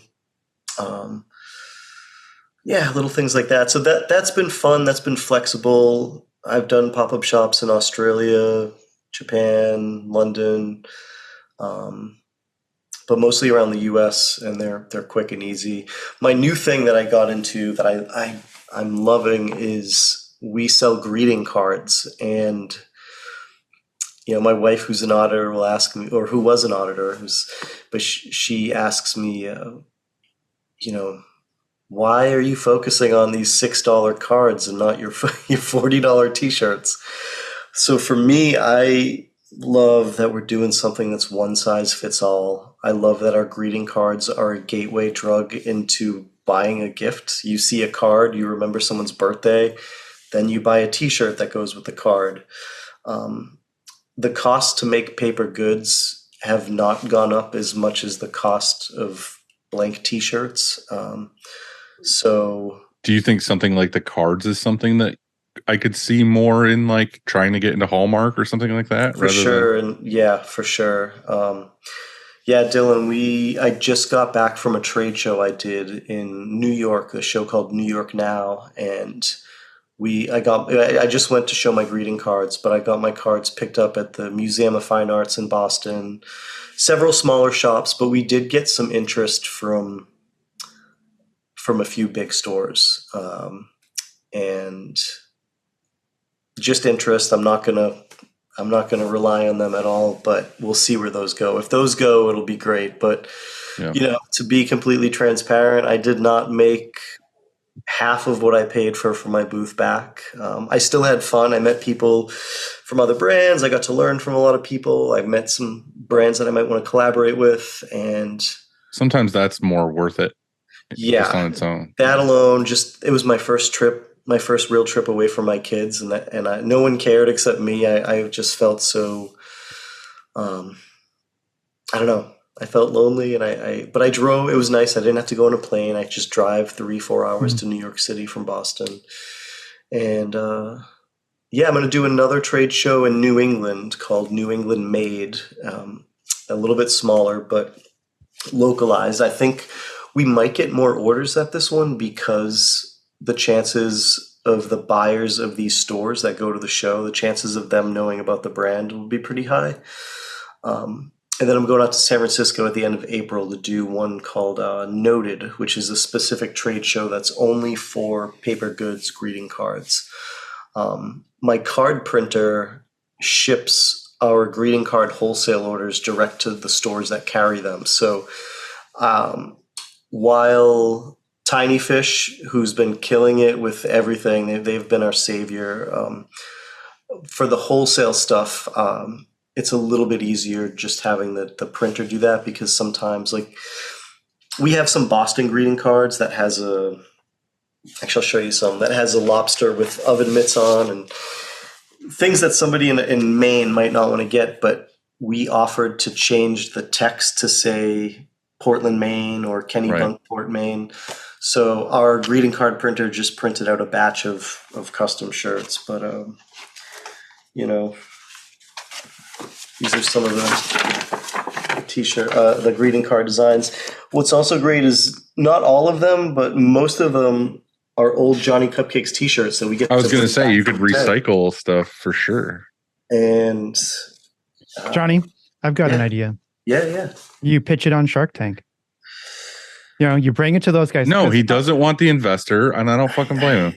But they have the exposure, and the reason why I say that is because have you ever heard of Love Pop? No, that sounds familiar though. I think I'm saying it right. Yeah, because they went on Shark Tank, and it's the kind of card you open and this giant thing. They have a store in Massachusetts. Yeah. So they pitched on there, and they're everywhere. So I know you don't want the partner, because I know that's a bummer. I don't know if they'll let me on there because of a prank that I did. I was a parody or a prank? A prank. Man, where do I start? Okay. Were you pranking on Fubu? Damon? I can't. I don't know if I can tell you legally, but let me see. All right, He's hitting up his lawyer real quick. I am. I'll tell you the story real quick. Growing up, I had a crush on Jessica Alba, and when I was in Los Angeles, she was sitting at a diner right behind us, my friends and and I didn't say anything to her, because what am I going to say? What am I going to say without being creepy? What am I going to say that hasn't been said before? I don't want to interrupt her. She's with her friends. So I blew my opportunity, to meet her, but whatever. And then a year later, I'm at the airport at LAX, and she's in front of me at Hudson News, but she's with her kids, and I'm not going to say anything. She's with her kids. Besides, what can I say that's not going to be, annoying or creepy or redundant? Of course, I walk away, and hundreds of people are getting their pictures taken with her, but I let it go. Going to give her her space. And then a year later, I get hit up by some gossip magazine that's writing an article on what Jessica Alba's kids would wear. And they wanted to feature Johnny Cupcakes kids t-shirts that we sell. I was like, this is so strange. And then I got asked to be a keynote speaker for this conference called GrowCo that Inc. magazine was putting on. And then shortly after, I found out Jessica Alba was going to be one of the speakers too. And I was like, maybe she's speaking a different day, different stage, bodyguards, whatever. Ends up being the same day, same stage, right after me. I might not see her, who knows? But the night before, there was a certain person from Shark Tank who was supposed to be entertaining a group of military entrepreneurs. And me and my family, we've been a part of this military entrepreneur program that Inc. magazine was putting on. We've done a few projects with them for that. And so I went up and I was seeing some faces I hadn't seen in a while. And this person from Shark Tank was very late. Like, it felt like over an hour. The time was going by so slow because everyone's waiting for this person to walk through the doors. And so I'm there. Of course, I bust out my magic tricks and I'm, chumming it up with all these super cool people. And then the Shark Tank person walks in and I go to shake their hand. And I had my hand buzzer wound up in my hand. And I shook this person's hand and they jumped back. They were legit scared. And then they were embarrassed that they showed weakness and that I don't know. They got very mad after. And this person grabbed the back of my neck and they said, "Now you're not going to get a photo taken with me." And I was like, I'm not even here I'm here doing your job. So I did bring one of these with me. It's an old brand book I have that tells my brand story, shows the tattoos the customers have and all that stuff. And I wrote a note and I just wanted to give it to them just as a, check out my brand type of deal. And of course I blew that opportunity. But the next day when I went to go take the elevator to go upstairs to do my talk, Jessica Alba walks in the elevator with her people. And I didn't make eye contact. I didn't say anything. And it was destiny. But I blew it again because I couldn't say anything. I was so nervous. And I went up, I did my talk, and when I hope someday there's a Jessica Alba telling this story of there's this guy I keep running into. Yeah. And he doesn't say anything, but he just stands still right behind me. Yeah. So I did the talk. I got off stage and she was waiting to meet me. And she was like, "Oh my God, that was incredible. That was so funny. How long have you been speaking? Will you come speak at my company, The Honest Company? Here's my people. Do you have a business card?" And then I had this book that the Shark Tank person didn't take from me. So I gave it to her. And on Cinco de Mayo, I spoke at The Honest Company. We did a special edition t-shirt. And I never got a photo with her because I just didn't want to, but there was some like local paparazzi that got a photo of us talking and I had to buy it without the watermarks online. But I wish let me see if I could bring it up because there's something in this photo that I think you're going to get a kick at. How about this? We will bleep this out, but which shark was it? I have a feeling I know which one it was. Dylan, do you know? You will know, but here, let me show you. Say. I don't because I know what these people are capable of. Does it start with an M? He doesn't want to give it. Just let it go. It's part of the charm. It is. It's a choose your own adventure. So let me see if I can share my screen real quick. It's what's his name? Is it Derek Jeter that's on there now? All right. Can you see this picture? This photo? Yeah. All right. So if you look really close, look at my. So I love that I'm making her laugh. Someone caught me making her laugh. I forget what I said. But if you look at my hands, I look like a little dinosaur. I'm like, "Hi, I'm Johnny." Just all limp. But yeah, I'll try to show you a couple more things. Like these are some of the brand loyalty tattoos that some people have gotten of the brand. Yeah, that stuff's awesome. It's great. Like I've seen face tattoos, neck tattoos, back tattoos, tattoos in places I wish I didn't see. That one's so big. I know. I was going to say big tattoos. this guy got one on his neck. This guy got a bigger one on his neck that practically takes up half of his neck. This guy got a tattoo on his tooth somehow. I like to call that a tattooth. But yeah, I always tell people, if you want customer loyalty, you just got to be loyal to your customers. Answer those comments, write the handwritten notes, No, I've seen a lot of these like speakers at conferences and all this stuff, and yours I always thought was really, really good. What made you get into that? Like, why get into speaking? And then you were like I said, you were really, really good at it. So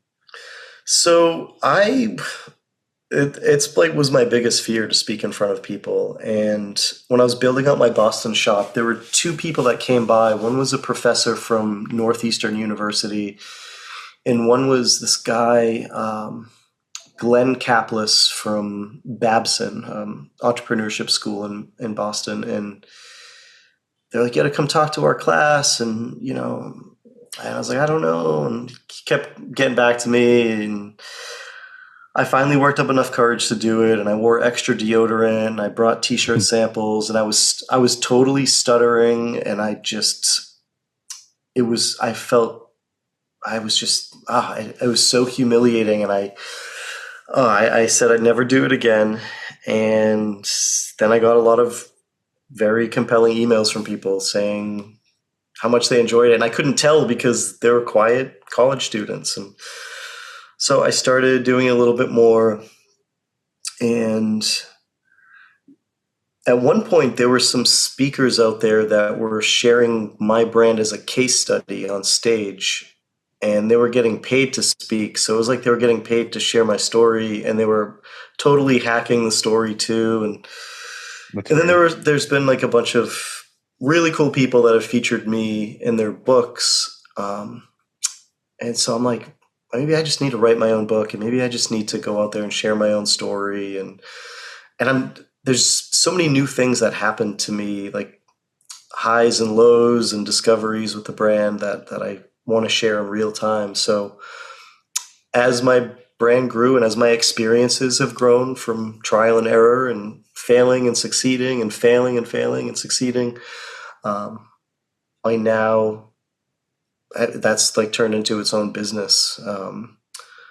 I speak at a lot of different business conferences, some strange ones. I did a talk for the LASIK eye surgery industry, which I know nothing about, but I know people and I know, marketing, and that went over super well. And I got invited to speak at something in Tennessee for some vision center, and they won a gold level Addy award with this packaging idea that I gave them. So that was encouraging. So I started saying yes more. And well, I think your thing with your talks it's not about t-shirts and it's kind of about t-shirts, but it's more about just like how to be better with your marketing and your branding and doing fun things with it and getting yourself out there. It's not necessarily about selling t-shirts. It's kind of you're right. It's about just standing out, having fun, figuring out what the thing is that makes you.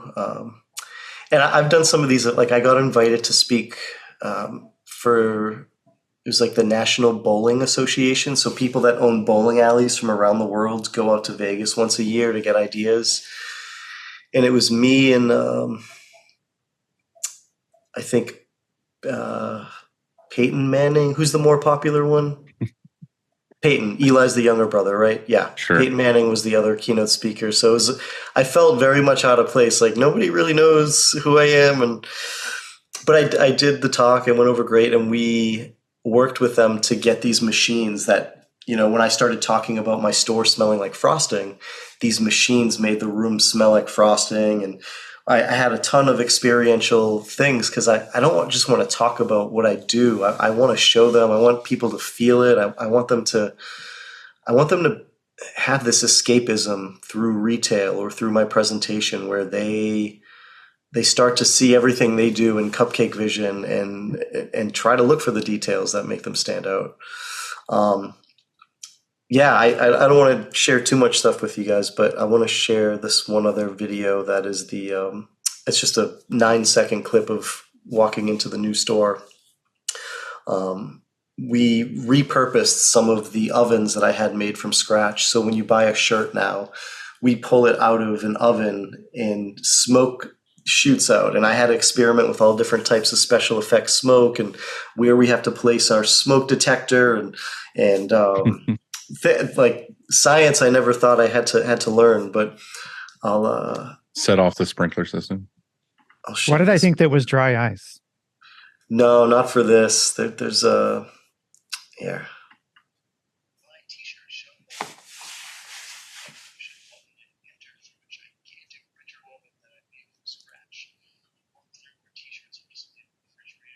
Your dad helps you build a lot of this stuff, right?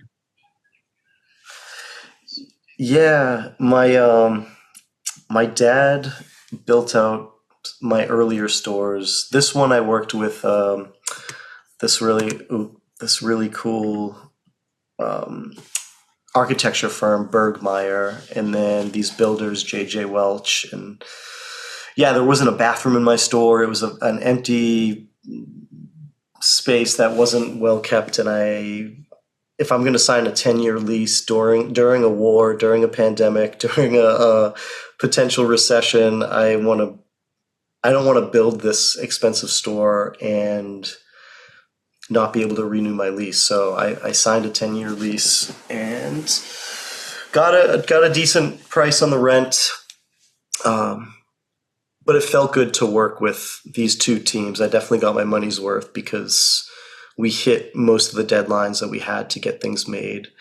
And I can't wait to experience baseball season. You know, Fenway Park is a stone's throw from the shop. There's House of Blues is within walking distance, 3-minute drive. Same with MGM. They just opened up a big music venue there. So one thing that I want to focus on is utilizing. So all of us have spaces that we pay for rent, and you guys are doing a great job utilizing your space to have your show, your podcast. And for me, you know, how can I make some extra money at my store? So, you know, in the past, I've had art shows and stuff like that, but now we're having comedy shows in the store. We're renting out the space to meeting planners. There's a group of guys that get together. A group of people that get together. They're designers for cybersecurity. And they meet up once a month and they'll grab beers, and they wanted a cool space to meet up. So they rented out our space for like $700-800 for 2 hours. Some of them bought shirts. A lot of them are bringing their friends back. And anybody that's listening or watching, you know, if you have a space that's cool enough or big enough that you could host an event, even if you reach out to a lot of schools or, you know, corporate meeting planners, they want to do something different to thank their employees and to thank their clients, and to give them a tour of your print shop and to print out a special edition shirt for their companies. For them to be able to do that firsthand is great. And they have a big budget. Like for you to charge $2,000, $3,000, $4,000 to set aside an hour or two, like that is still pretty cheap in the wheelhouse of what a lot of these corporate meeting planners, event producers pay for their employee experiences, or if you bring your stuff to their site. So it's not just the supplies, but you know, try not to short sell yourself on your skill set and the time that it took you to get to where you are, and your overhead and your employees and all of these things. They add up. But yeah, if anyone's listening, that might be of help to kind of utilize your space. Business cards, that's a big thing. Even though, you know, it's an old fashioned business card, there's so much stuff that you can do on your business card. That's your canvas. Besides your packaging, your business card is how you're going to flex your creative muscle and show people that, you know, if you can do something as cool as making a fun business card, you're probably going to do something even cooler when you make their merchandise. My old business cards were like Home Alone 2 Lost in New York cards with like my name written on the back. But my new cards, They fold open so I can fit more information, have a story in there, but I let my cards marinate in a Ziploc bag filled with car fresheners. And when I pull them out, they smell like frosting. And I was buying so many car fresheners that we now manufacture Johnny Cupcakes car fresheners and sell them on our website. What freshener were you using? I would go to Bed Bath & Beyond and get French vanilla. That smelled the most like frosting. Sometimes I'd get some blueberry ones. Sometimes I'd go to AutoZone and get the little tree, the old-fashioned tree ones. Yeah, I'm trying to think of what else I can rattle off to help people listening, because I don't want it to be all about me. I want everybody to. Well, let's hit some of these listener questions. Yeah. Some of these are a little different. Ron from We Talk Shirty says, are you still doing magic, or do you just put magic on shirts? Oh, I do magic every day of my life. And I carry around fake cockroaches with me. I can make them move and do all sorts of things. I usually have a deck of cards on me.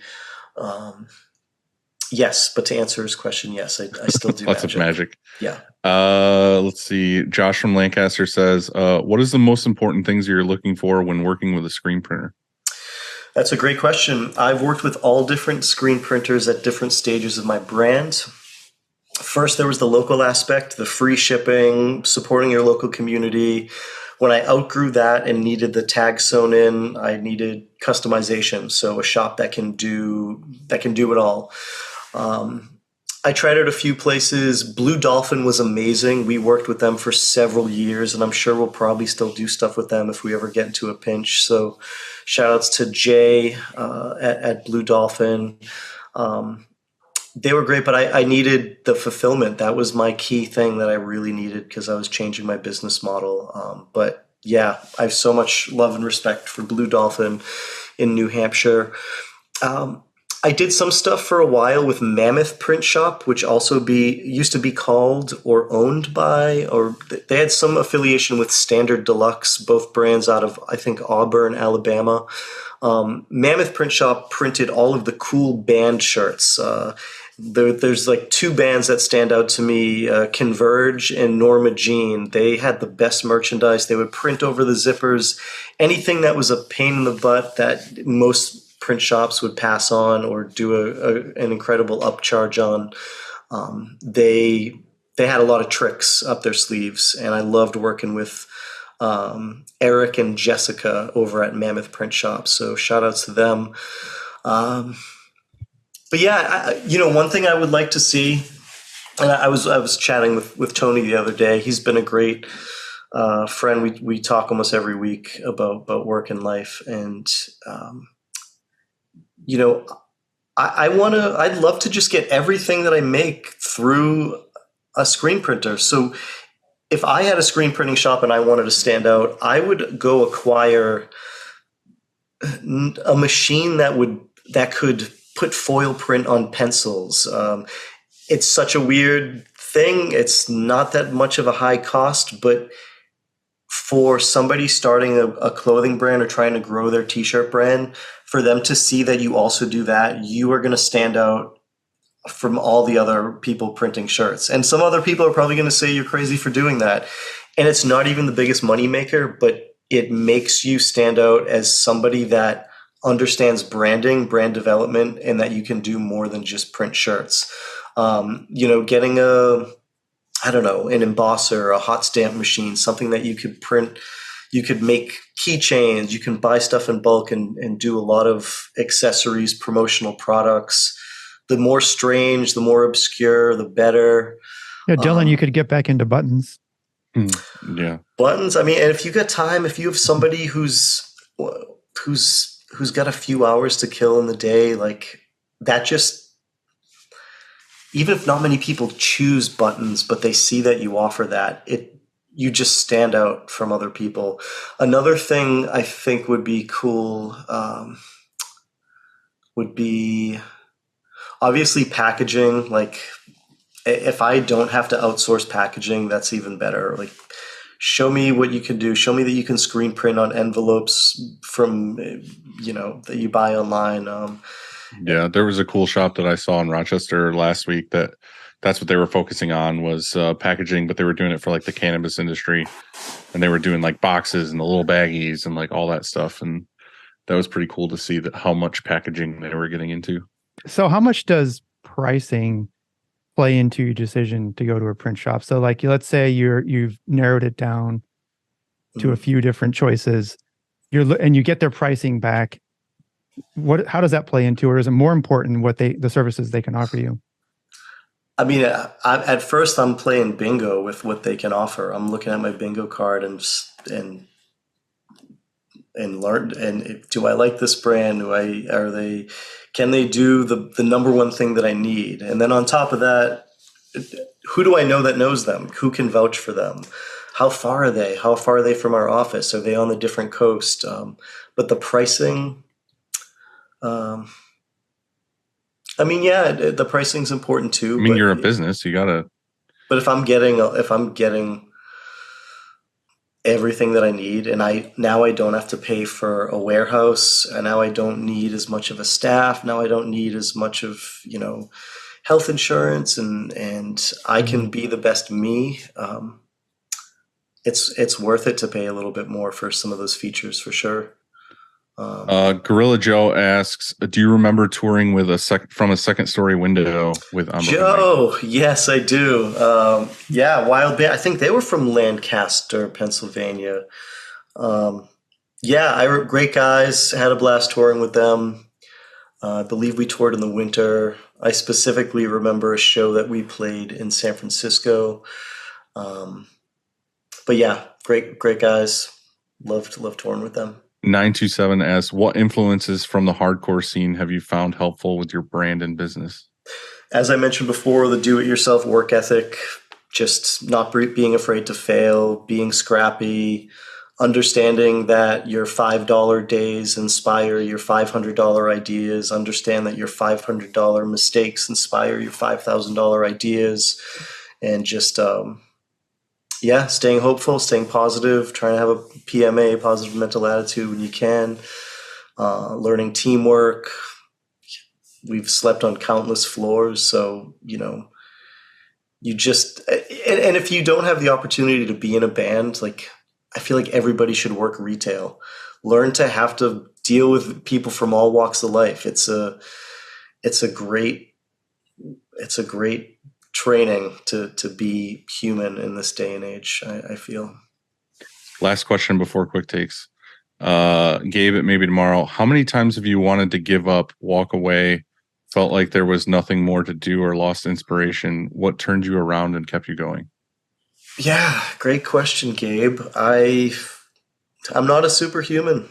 There's sometimes tears behind these smiles and jokes and magic tricks, and I had a very tough past couple of years.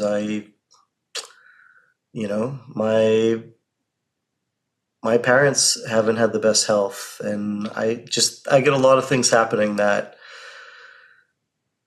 it's tough when you go to work and then sometimes you feel guilty for doing anything besides thinking about the things that you can't control. And, but yeah, I mean, I've definitely had days where I've just felt terrible, or I can't get out of bed. What has helped is talking. Like, I have a handful of business owners that I talk to that go through all the motions. And sometimes these are things that your significant other might not understand and your family might not understand. So it's so important to be transparent and share the ugly stuff with people too. Like, get a therapist. I'm looking to get a therapist. I think everybody should have somebody to talk to that is not on any side of anything, that you can just talk to. Neutral party, yeah, like outside of your loop. Yeah, outside of it, that you can just do your thing. Go on walks, get off of your phone, try not to fall asleep flipping through Instagram, try not to wake up flipping through Instagram because you're seeing all these highlights, and then you're like, great, I got to start my day. I've got diarrhea, and this person and that person is, they're on vacation. How is my day going to match that? So, and they don't have diarrhea. They're doing great. But Yeah, pick up some books, go to the bookstore, watch some TED Talks if you're hitting a wall, go to a cool conference, watch Shirt Show, get some inspiration from There your you guests. go. There it is. And just know that other people are going through it too. And no matter what Right. industry you're in, if it was easy, everybody would be doing it. So you got to try to take something away from that pain that you can share with other people so they can avoid it, you know?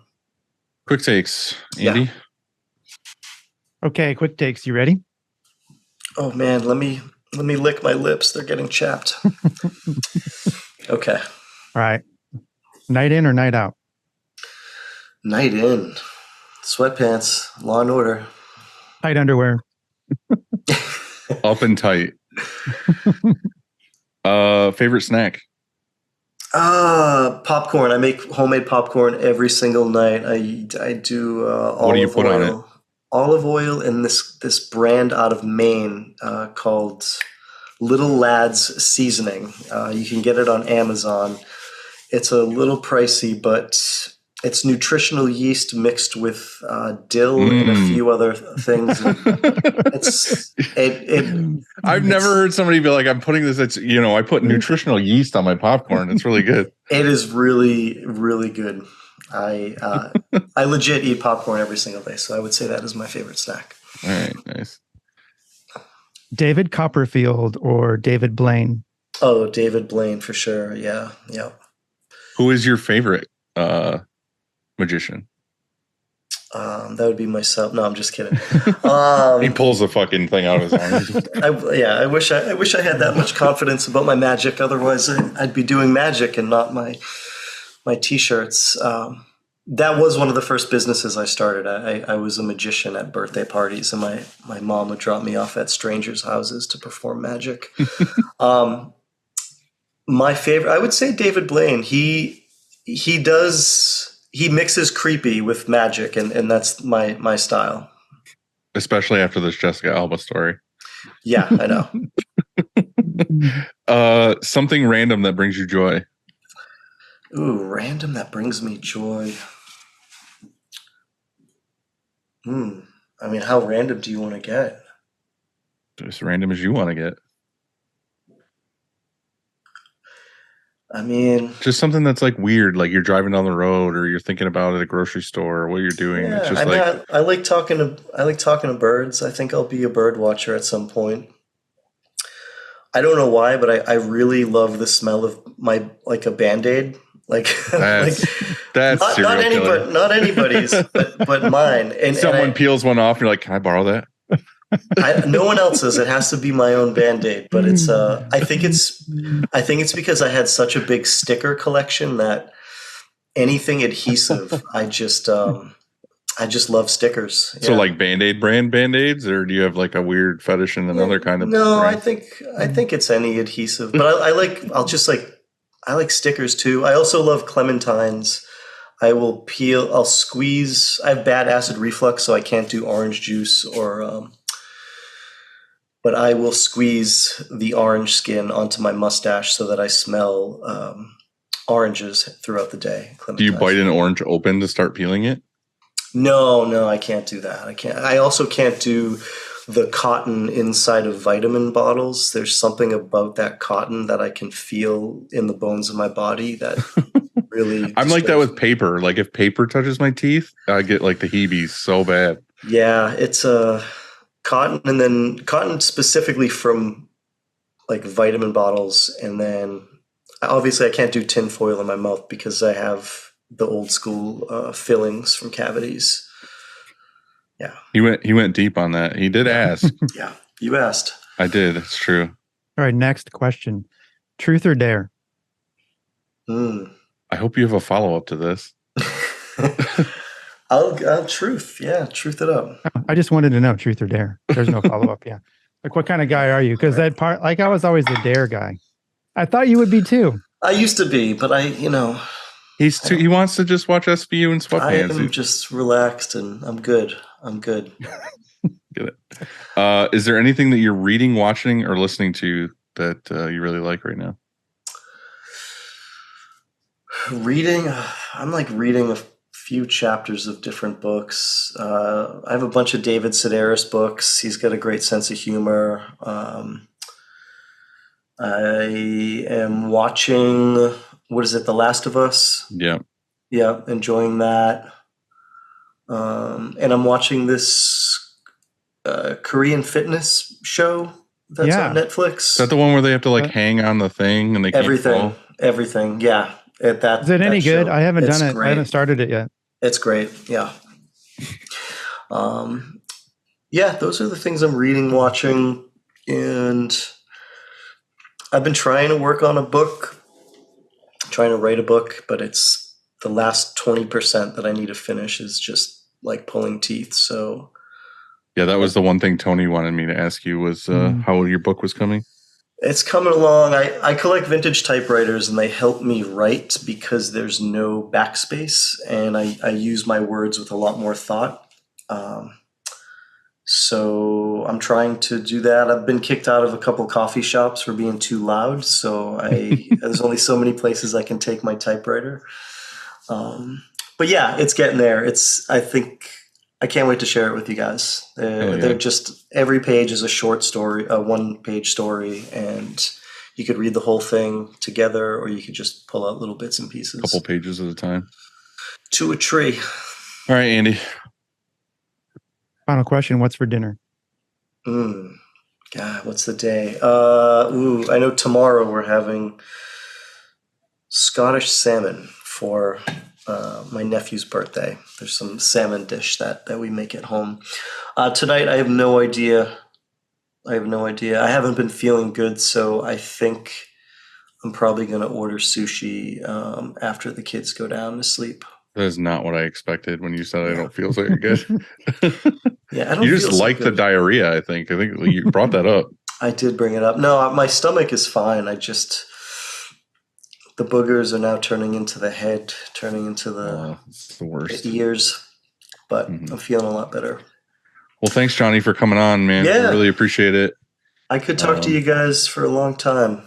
And I like that. Happy to come back if you ever need me, or if you ever want to do something live at my store in Boston. We could do that. Do a limited ticketed event, special edition T-shirt or something. We could. That sounds so fun. We could do that. I could try to line up a few things in Massachusetts for you to make your trip worth it. You heard him. Yeah, consider that done. Deal. Yeah, that's a done deal. But again, I don't know what I'm doing, but if I can do this with something as weird as cupcakes on T-shirts, everybody can come up with some great ideas. Just have fun, be weird, take those risks, and invent and talk to your fellow printers and brands, and Hell yeah. All Thanks, right, man. guys. Yeah, thank you. Appreciate it. Have a good day, dude. Later. You too. Bye-bye.